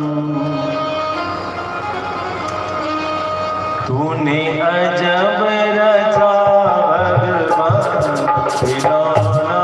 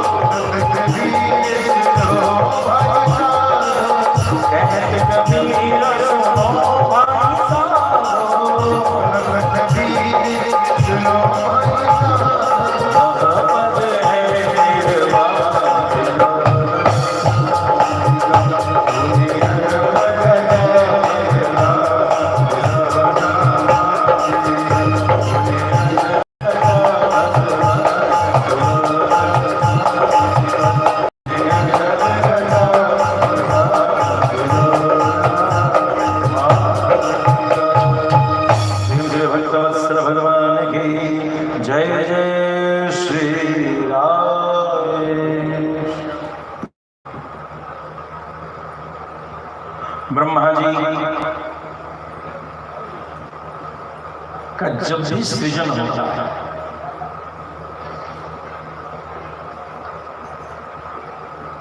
तो इसी प्रकार से आप सृष्टि के महाकल और कल्प में थोड़ा भेद है। महाकल्प में प्रकृति से महत्त्वादी जो भी हमने चर्चा प्रारंभ से और कल्पांतर के प्रारंभ में प्राकृत सृष्टियां वही रहती हैं। प्राकृत सृष्टियां मतलब यह जो मन बुद्धि चित्त अहंकार दस इंद्रिय दस विषय आदि की जो चर्चा हम सभी सुन रहे थे, लेकिन चराचर प्राणियों की जो देव मनुष्य पक्षी पशु योनियों का जो निर्माण है, जिसको वैकृत सृष्टि कहते हैं, यह नवीन रूप से निर्मित होती है, प्रारंभ होती है। इसी को कल्पांतर कल्प भेद की बात करते हैं कि कल्प भेद में पुनः इन सब का निर्माण होता है। शौनक जी ने कहा, सूत जी यह प्रसंग बड़ा सुंदर है, लेकिन एक और चर्चा याद आती है कि आखिर किस कारण से महात्मा विदुर ने अपने परिजनों का त्याग किया था और मैत्रेय मुनि के साथ महात्मा विदुर का संवाद, जिसमें मैत्रेय मुनि ने श्रीमद् भागवत का उपदेश दिया है, वह संयोग कैसे है, यह भी आप हमें बताएं। सूत जी इस प्रश्न से बड़े आनंदित होते हैं। सत्य है तुम बड़े जिज्ञासु हो, और ऐसे प्रश्नों से ही कथा में कथा आती जाती है और कई आनंददायक भक्त और भगवान की कथाओं को कहने सुनने का अवसर प्राप्त होता है। हे ऋषिगण, राजा परीक्षित ने भी यह प्रश्न महामना सुखदेव जी से किया। तब महामना सुखदेव जी ने कहना प्रारंभ किया कि वनवास से जब पांडव आदि लौट गए, उन्होंने अपना हिस्से की याचना की, तब विदुर जी को सलाह के लिए बुलाया गया और विदुर जी ने भरी सभा में जो उपदेश दिया है धृतराष्ट्र को, पूरी कौरव सभा का, वही राजनीति का उपदेश विदुर नीति कहलाता है। किस प्रकार से समाज को चलाया जाए, परिवार को चलाया जाए, इन सभी उपदेशों को विदुर नीति के अंतर्गत उपदिष्ट किया गया है। लेकिन ऐसे उपदेश जिससे कि पांडवों को धन मिल जाए, इस उपदेश को देने के कारण उनको दुर्योधन के द्वारा अपमान सहना पड़ा और उन्होंने उसी समय अपना धनुष आदि वहां रख करके द्वार पर त्याग कर दिया कि अब मैं इसमें नहीं रहूंगा। तत्पश्चात हस्तिनापुर से चले गए, अनेक तीर्थों की यात्रा करने लगे और यात्रा करते करते यमुना जी के किनारे आप पहुंचे हैं। वहां उनका संयोग वश उनका दरस श्री कृष्ण गोविंद हरे मुरारी, हे नाथ नारायण वासुदेव, श्री कृष्ण गोविंद हरे मुरारी, हे नाथ नारायण वासुदेव। अच्छा, आज जो सवेरे आप लोग नाश्ता किए हैं वो शरीर में घूमने लगा, लेकिन अभी तक जीभ पर नहीं पहुंचा। यानी कम से कम दोनों हाथ टूट रहे हैं, ये देखने को मिल रहा है। यानी शरीर में फुर्ती आ गई है, मगर जड़ता जाड़ विषम उड़ लागा है। ठंडा में किटकिटी जब होता है तो लोग नहीं बोल पाता है। धूप इतनी तेज है मगर आप लोगों को किटकिटी छोड़िए नहीं रहा है, तब क्या करें। अब जेठ की दोपहरी में नहीं होता है, दांत खटखटाता है जब कुछ आदमी बोल नहीं पाता। समस्या है, आपकी समस्या से हम अवगत, आप लोगों को बहुत ठंड लग रही है। अब लेकिन आश्चर्य की बात है कि जेठ की दोपहरी में ठंड लग रही है। अब दूसरा तो कोई इलाज है नहीं। बाबा तुलसी ने लिख दिया, जड़ता जाड़, जड़ता जीव जो है उसमें जड़ता आ जाए, भगवान का नाम नहीं बोले तो ये जो जड़ जीव है उसको जाड़ लग जाए, ठंडा लगा है तब ना। यह जड़ता जाड़ एक समान है। जाड़ में भी ठंडे में भी आदमी कुछ नहीं कर पाता है। और कई बार लोग जाड़ में क्या करते हैं, वो रजाई गद्दा ओढ़े हुए भीतरे से बोलते हैं, बाहर से माय कर बोले ना ठीक से, और भीतरे से को आवाज आ रही है। अरे क्या हुआ, ठंडा लग रहा है, वो सुनती नहीं हो तो। अरे वो तो हटाओ, हटा के बोलती है तो माइक बुझाता है, कुछ मांग रही है, चाय पानी नाश्ता। तो ये तो प्रमाणित हो गया कि आप लोगों के शरीर में शक्ति आ गया है, लेकिन अभी जीवा में थोड़ी सी कसर बाकी है। प्रेम से भक्तवत्सल भगवान की जय जय श्री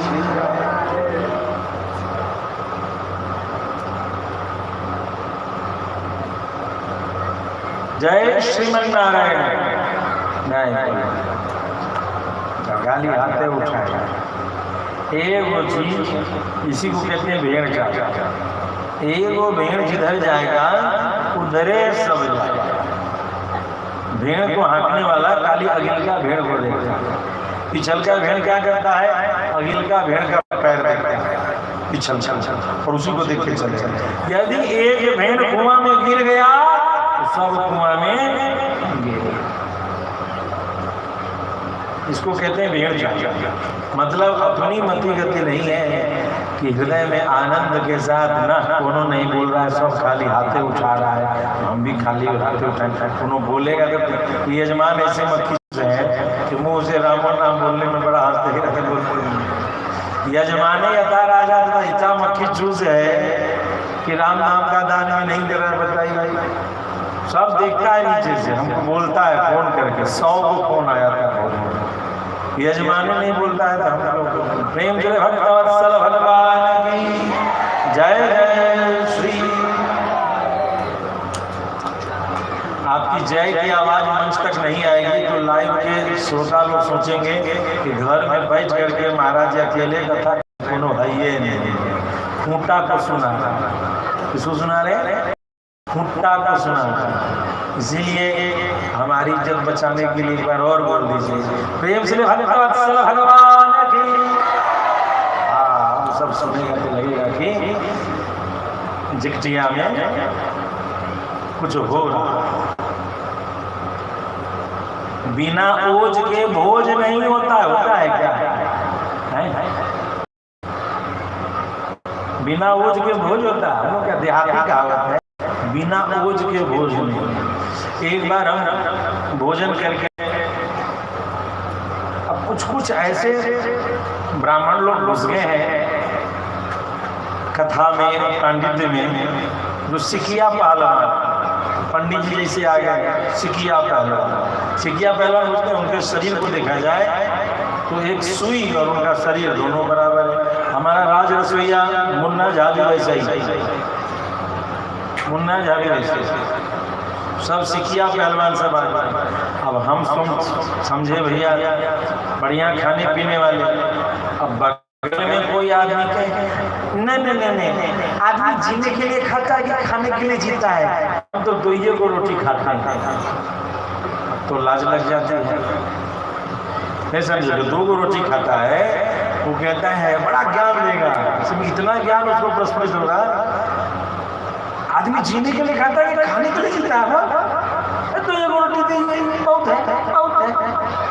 जब आंत खराब हो तो दांत क्या बचेगा? आंत ठीक करो, दांत कटाकट चलाएगा। आंतें गड़बड़ है, सब नकली माल खा करके आंत गड़बड़ कर लिया है। तो ये रोटी बढ़िया माल खाई, बढ़िया गौ माता का घी खाई, सब जर्सी गाय का घी खाओगे तो क्या होगा? हाथ तो गड़बड़ाएगा ही। और जब हाथ, आजकल का बच्चा सब कुरकुरे बच्चा, कुरकुरे, कुछ बच्चा है नहीं खाता, कुरकुरे, अंकल चिप्स, सब क्या वही खाता है। ये जो टॉक्सिक कंटेंट से युक्त जो भोजन है, ये इनसे बचिए। तो आप कहिएगा क्या करे, बच्चे मानते नहीं है। बच्चे तो मानेंगे ही, बहुएं नहीं मानती हैं। बहुएं अपनी सास से पूछे, ना अंकल चिप्स का फैक्ट्री था, न लेज का फैक्ट्री था, और घर में चिप्स बनता था। और बच्चे तो वही आदमी हैं जो आपने बचपना में मांगा था और आपकी माँ ने दिया था, वही आज आपके बच्चे आपसे मांग रहे हैं। फर्क इतना है कि आपके हाथ में मोबाइल थोड़ा ज्यादा दे रहे हैं। खाली नैरा ससुरा बतियाने में ज्यादा टाइम लगता है, तो अब चिप्स कैसे घर में बनेगा? कैसे बनेगा? के धूप में सुखाएगा, के चिड़िया चुनमुन बनाएगा? तो बच्चे अंकल चिप्स खाते हैं। ये कुरकुरे क्या है? हम लोगों के घर में नमकीन बनता था, मैदा अजवाइन अंग्रेज दे देते, वो सभी बनता था एकदम बर्फी कट कट कट, गोला कट, अलग अलग कट, ये सब बंद हो गया। अब बच्चे को तो वही स्वाद चाहिए, कंपनी तैयार है उसमें और नमक मिर्च तेल मसाला मिला के कुछ बच्चे कुरकुरे ये सब नहीं खाते, बच्चे वही खाते हैं जो आपने बचपना में खाया। समस्या ये है कि माताओं ने अपना कर्तव्य बदल लिया है, इसीलिए बच्चों ने अपनी थाली बदल ली है। अब सास कितना कहे, सासों सुनती रहती है।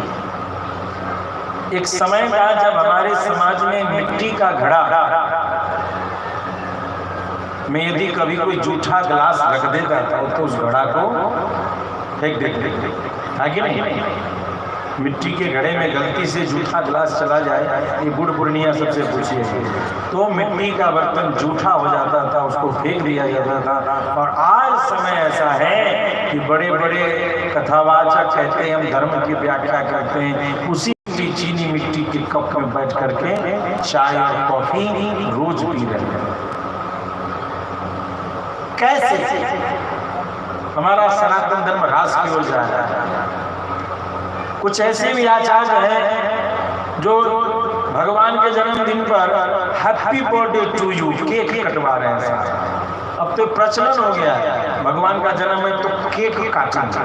अरे खीर बनाओ, मालपुआ बनाओ, केक काटने का काम क्यों करोगे? हमारे यहाँ तो वैष्णवों की भाषा में सब्जी को भी काटना कहने से मना है। यदि कोई कहता है सब्जी काट रहे हैं तो धीरे से जो सांप्रदायिक बात जानते हैं वो इशारा करते हैं, भैया काटना मत कहिए, कहिए सब्जी सुधार रहे हैं, सब्जी मनिया कर रहे हैं, सब्जी तैयार कर रहे हैं। जो काटना शब्द कहने से बचते हैं, आज उसी भागवत बीच में कई बार हैप्पी बर्थडे टू यू,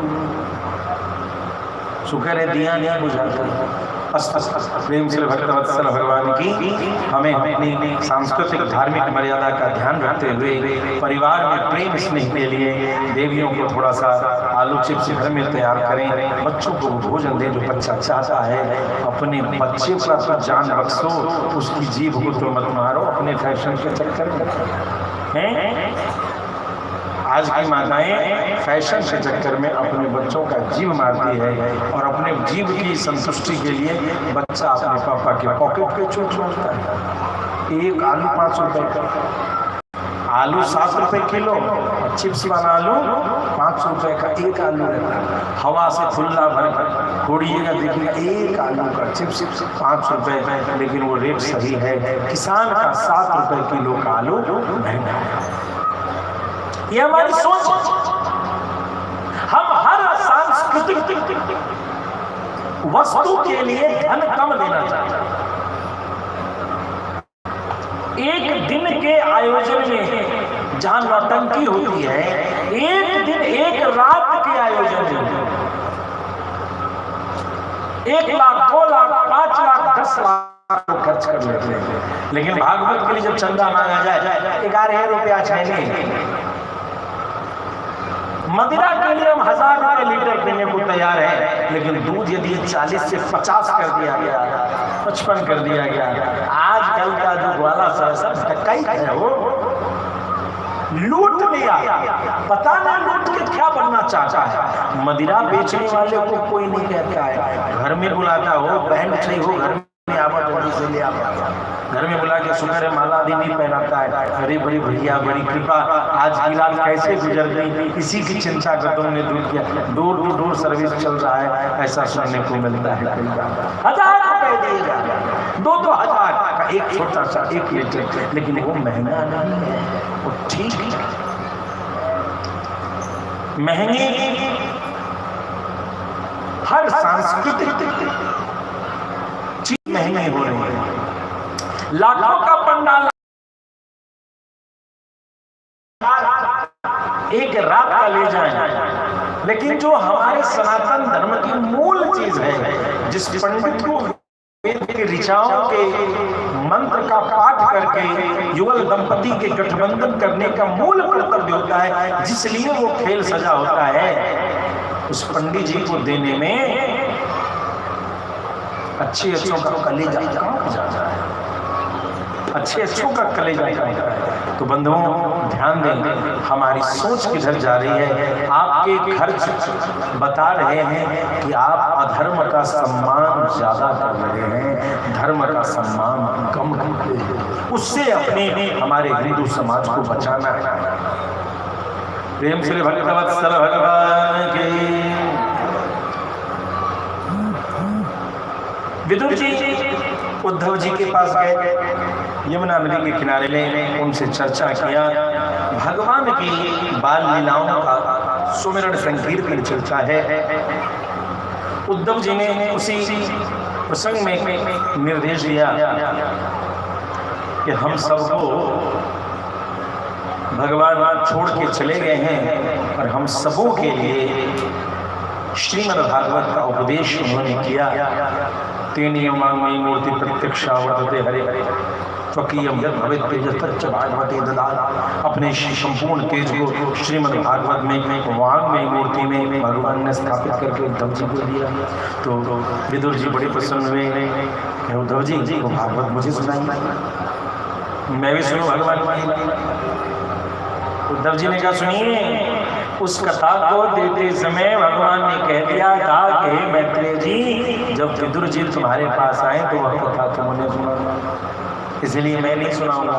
आप जाइए मैत्रेय मुनि के पास और वहां जाकर के उनसे कथा सुने। अब वहां से यमुना जी से किनारे किनारे चलते हुए आप कहाँ पहुंचते हैं? गंगा किनारे चलते चलते मैत्रेय मुनि के आश्रम में पहुंचे। तो वहां पहुंच करके आप उनसे श्रीमद् भागवत की कथा के रहस्य को सुनाने का प्रस्ताव देते।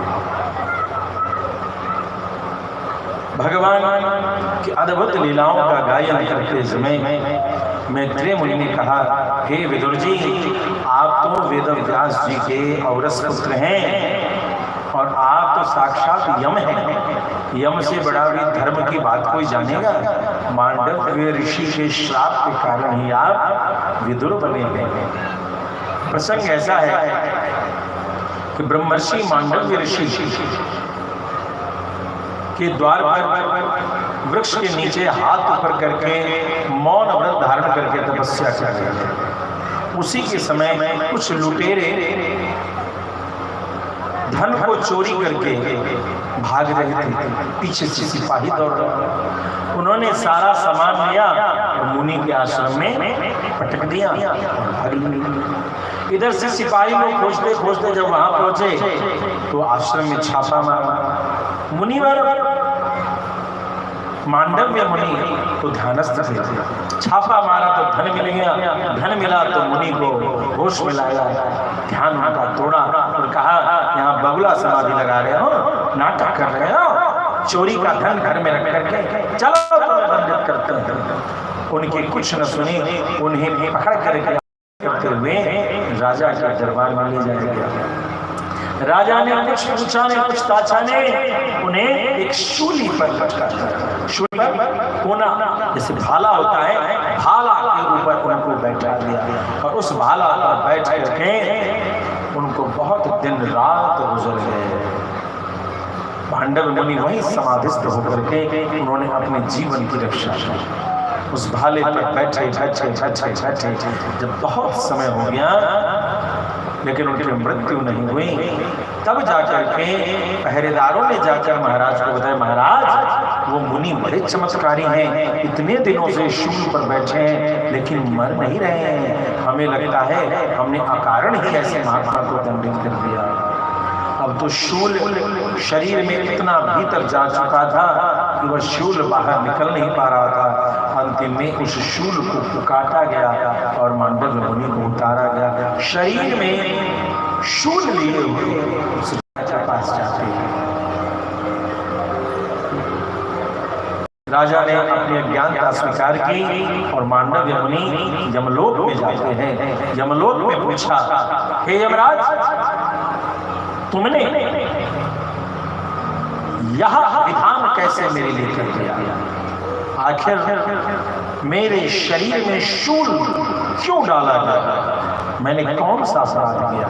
मैंने अपने ज्ञान में ऐसा कोई अपराध नहीं किया जिसके कारण कि मुझे नरक के समान पीड़ा का भोग करना पड़ा। यमराज ने कहा, हे मुनिवर, यद्यपि आपने होश में ऐसा नहीं किया है, लेकिन बाल्यकाल की अवस्था में आपने जो एक तितली होती है ना, ग्रासहॉपर, उसको कई बार बचपन में पूरा धागा लोग बांध के बच्चे उड़ाते हैं, धागा बार उड़ते रहता है, तो पकड़ा भी जाता है, धीरे से बंधा रह जाता है। तो उसी प्रक्रिया को तुमने बचपन में कई बार उसको भोंका है, उसको कष्ट पहुंचाई है, उसके पूंछ में कांटे भोंक भोंक करके। उसी के कारण तुम्हारे भी गोदाद्वार में, तुम्हारे भी शरीर में शूल को प्रवेश करके तुम्हें भी उस कष्ट की अनुभूति कराई। हे यमराज, 12 वर्ष तक के उम्र के बच्चे, जो 12 वर्ष से ऊपर है वो ध्यान देते हैं, 12 वर्ष से नीचे वाले तो समझ ही नहीं पाएंगे। 12 वर्ष से नीचे यदि किसी अबोध से कोई दोष हो जाता है तो वह दंड का भागी नहीं होगा, क्योंकि उसे मर्यादा धर्म का ज्ञान तनिक भी नहीं रहता। और उस अवस्था में मेरे द्वारा किए गए इस अपराध का दंड तो मुझे दे रहे हो, और वह भी इतना कठोर। तुम्हारी सोच मनुष्य लोग के अनुसार है, इसीलिए तुम्हें मैं श्राप देता हूं कि तुम अब मनुष्य लोक में तुम्हारा जन्म होगा और तुम्हें उसी प्रकार से मनुष्य के जीवन के सुख और दुख को भोगना पड़ेगा। यमराज वही यमराज विदुर जी के रूप में उपस्थित हैं, और उन्हीं यमराज के द्वारा उपदिष्ट जो धर्म की व्याख्या है उसी का नाम है विदुर नीति, जो हम सभी ने सुना था, एक धा त्रिधा पंचधा, कि भगवान के जो विशेष पार्षद हैं वो एक प्रकार से, 3 प्रकार से, 5 प्रकार से, अर्थात कई प्रकार से एक साथ लीला कर पाते हैं। तो आप ध्यान दीजिए, एक तरफ यमराज स्वयं विदुर के रूप में उपस्थित हैं, और दूसरी तरफ उन्हीं के अंश से उत्पन्न धर्मराज युधिष्ठिर भी वहां पर उपस्थित होकर के अपनी लीलाओं का संपादन कर रहे हैं। प्रेम से भक्तवत्सल भगवान के मैत्रेय मुनि ने भी भगवान की सृष्टि की अद्भुत कथा सुनाई, और इसी में संपूर्ण प्राकृत वैकृत सृष्टि इन सब का निर्माण सुनाया, जो आपने पूर्व में सुन रखा है। यहाँ कहते हैं कि जब काल गणना की चर्चा हुई तो उस जगह पर ये जो समय खंड है काल, उसकी व्याख्या श्रीमद् भागवत में टाइम फैक्टर की चर्चा आती है। वहां पर मैत्रेय जी ने उपदेश करना शुरू किया कि पृथ्वी आदि कार्यवर्ग का जो सूक्ष्मतम अंश है, ध्यान देंगे हमारे 9वीं 10वीं के बच्चे, Dalton's atomic theory, everything is composed of atoms which are the indivisible building blocks of matter and cannot be destroyed. हर एक एलिमेंट, हर एक अवयव की सबसे छोटी इकाई का नाम परमाणु, जिसको और भी क्षरण या तोड़ा नहीं जा सकता है। ऐसे ही चर्चा जॉन डाल्टन ने की, और उन जॉन डाल्टन को हम फादर्स ऑफ एटॉमिक थ्योरी कहते हैं ना, फादर ऑफ एटॉमिक थ्योरी। प्रेम से भक्तवत्सल भगवान की श्रीमद् भागवत एक ऐसा अद्भुत ग्रंथ है जिसमें chemistry, biology, physics, geography, history, economics, सारे विषयों के सार तत्व यहाँ उपस्थित हैं। आवश्यकता है अनुसंधान करने की। ध्यान देंगे, तो डाल्टन ने कहा था कि atom is the indivisible building blocks of matter and can not be destroyed, उसका नाश नहीं हो सकता है। इसी चीज की व्याख्या श्रीमद् भागवत कहती है, चरमा सद विशेषा अनेको असंयुतः सदा परमाणु सवेकेयो नृणामैक्य अनैक्य भ्रमो निनामैक्य भ्रमो यतः। ये जो अन्य परमाणुओं से असंयुक्त, अनेकों असंयुक्त सदा, जो किसी से मिला हुआ नहीं है, सेपरेट है, अलग है, उसी को परमाणु कहते हैं। इन अनेक परमाणुओं के परस्पर मिलने से मनुष्यों को भ्रमवश वो एक अवयव, एक पदार्थ का दर्शन होता है। ये अवयव क्या है? कि कोई भी पदार्थ जो हम सभी देख रहे हैं, ये सभी उसी परमाणु से निर्मित है। ऑक्सीजन क्या है? ऑक्सीजन के परमाणुओं का योग है। तो दो परमाणु मिलकर के एक अणु बनते हैं। ऑक्सीजन के दो एटम मिलकर के एक मॉलिक्यूल बनते हैं, है ना? तीन अणु मिलकर के एक त्रिसरी अणु बनता है, ओजोन लेयर O3। तीन ऑक्सीजन के एटम मिलकर के ओजोन का निर्माण करते हैं। प्रेम से भक्तवत्सल भगवान की कहते हैं, तीन त्रिसरी अणु को पार करने में, तीन ऐसे ओजोन को पार करने में सूर्य को जितना समय लगता है उसको एक त्रुटि कहते हैं। त्रुटिर्युगायते त्वाम पश्यता। गोपी, त्रुटि क्या है? उस समय कालखंड क्या है? तीन त्रिसरेणु को, मतलब 6 एटम्स को क्रॉस करने में, पार करने में, 3 3 9, 9 एटम को पार करने में जितना समय सूर्य को लगे, उस समय को त्रुटि कहते हैं। त्रुटि का एक और प्रमाण आया है कि कमल के दल को, ये तो साइंटिफिक प्रमाण है और एक अंदाजा वाला प्रमाण भी है। ये साइंटिफिक प्रमाण है, इट कैन बी कैलकुलेटेड। इसको बार बार एक्सपेरिमेंट करके हम प्रमाणित कर सकते हैं। लेकिन सामान्य सी भाषा में भी एक त्रुटि का बड़ा महत्वपूर्ण शब्द है। गोपी गीत में इस त्रुटि शब्द का वर्णन आया है, इसलिए त्रुटि शब्द को जाने। त्रुटि का मतलब क्या होता है? कि एक कमल दल में बहुत तीक्ष्ण, बहुत पतली, बहुत सूक्ष्म सुई से जब बिंधा जाए और इस पार से उस पार सुई उसको छेद देवे, तो जितना समय लगता है उस कालखंड का नाम। प्रेम से भक्तवत्सल भगवान की ध्यान देंगे, टाइम को मैटर से रिलेट किया जा रहा है। टाइम को मैटर से रिलेट किया जा रहा है, मास को टाइम फैक्टर से रिलेट किया जा रहा है। फिजिक्स के दो अलग अलग पार्ट के बीच का जो कोरिलेशन है, आइंस्टाइन का एक फॉर्मूला है E = mc²। ऐसा ही संयोग यहां देखने को मिलेगा आगे बढ़ते। तो टाइम फैक्टर में यानी जो मास है, जो द्रव्य है, उससे कालगणना का संबंध है कि 9 एटम्स को पार करने में जितना समय लगेगा वो एक त्रुटि हुआ। ऐसे 100 त्रुटि को एक वेद कहते हैं, 3 वेद को एक लव कहते हैं। तात स्वर्ग अपवर्ग सुख। आइए रामायण जी में, बाबा तुलसी का रामायण। धैर्य तुलाय तूलन ताहि सकल मिले जो सुख लव सत्संग। लव का, उसी लव का यहाँ वर्णन है। 3 वेद को लव कहा, 3 लव को निमेष कहा। 3 निमेष को एक क्षण कहा, 5 क्षण को एक काष्ठा कहा, 15 काष्ठा को एक लघु कहा, 15 लघु को एक नाडिका कहा, और 2 नाडी को, अब जो शब्द हम जान रहे हैं वहां प्रवेश करते हैं। 2 नाडी के कालखंड को एक मुहूर्त कहा, 6-7 मुहूर्त का एक प्रहर हुआ, 8 प्रहर का एक दिन हुआ। अष्टजाम कीर्तन कर प्रेम से भक्तवत्सल भगवान की। तो इससे नीचे वाला समय गणना नहीं समझे तो समझ में। अब यहाँ से कालखंड का वर्णन प्रारंभ होता है। 4-4 यम का दिन और 4-4 का रात, 4-4 8 जम का अष्टजाम का एक दिन रात होता है। 15 दिन और रात का एक पक्ष होता है। 2 पक्ष का एक मास, एक महीना होता है, जो पितरों के एक दिन का मान है।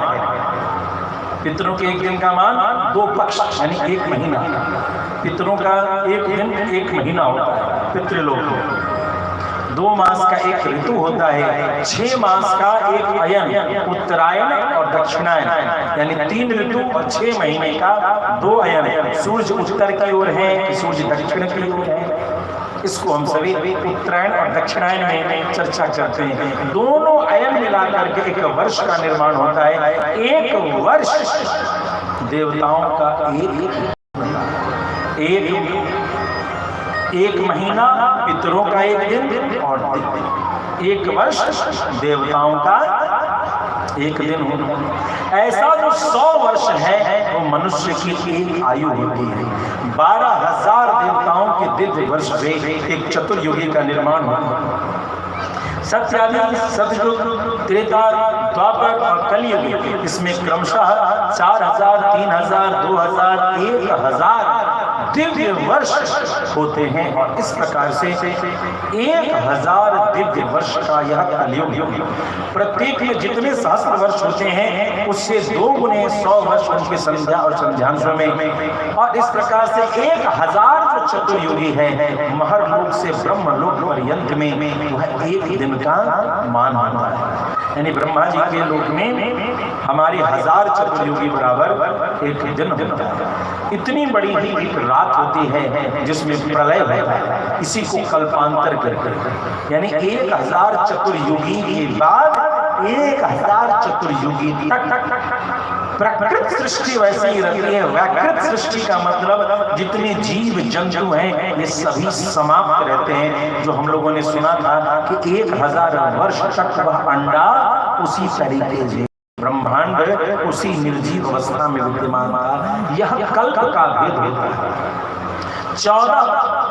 14 मनवंतर को एक कल्प कहते हैं। एक कल्प में यानी 1,000 चतुर्युगी में 14 मनु का राज्य काल होता है। यानी 71 और कुछ अंश चतुर्युगी को एक मनवंतर कहते हैं। 71 चतुर्युगी से थोड़ा बढ़ने पर एक मनु का साम्राज्य क्षेत्र होता है।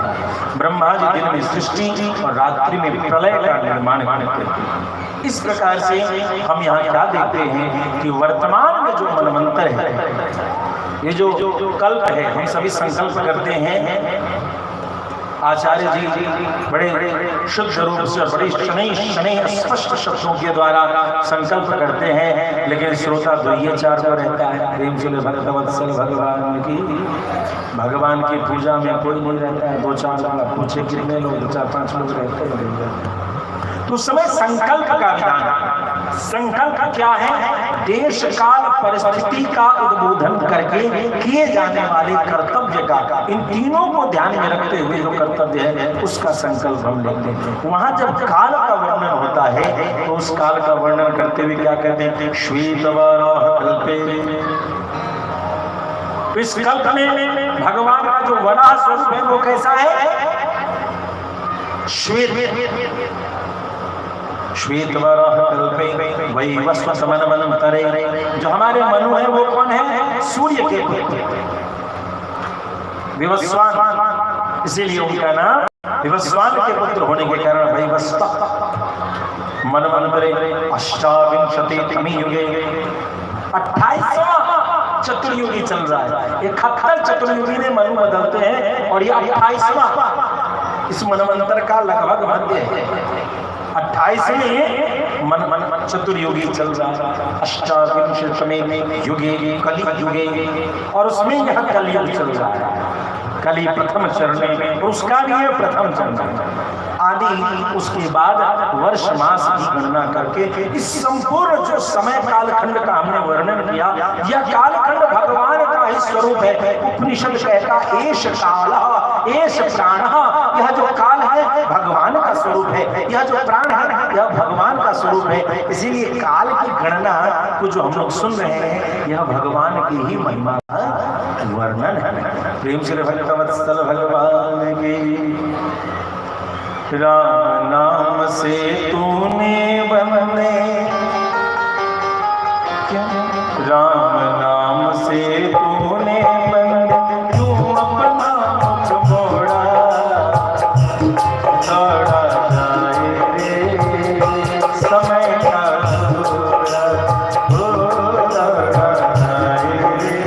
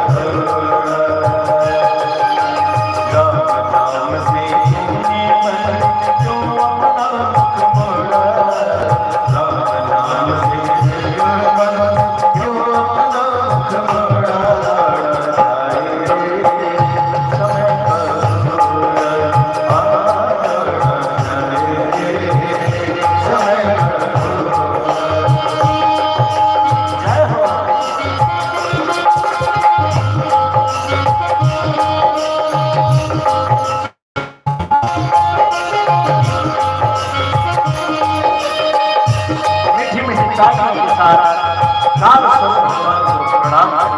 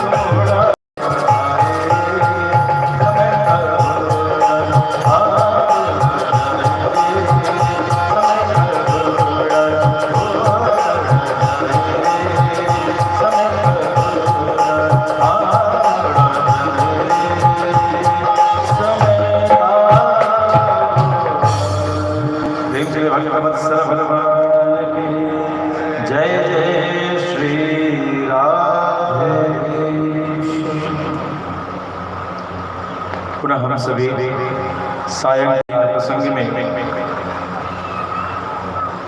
सती मोह प्रसंग को सुनने के लिए उपस्थित हो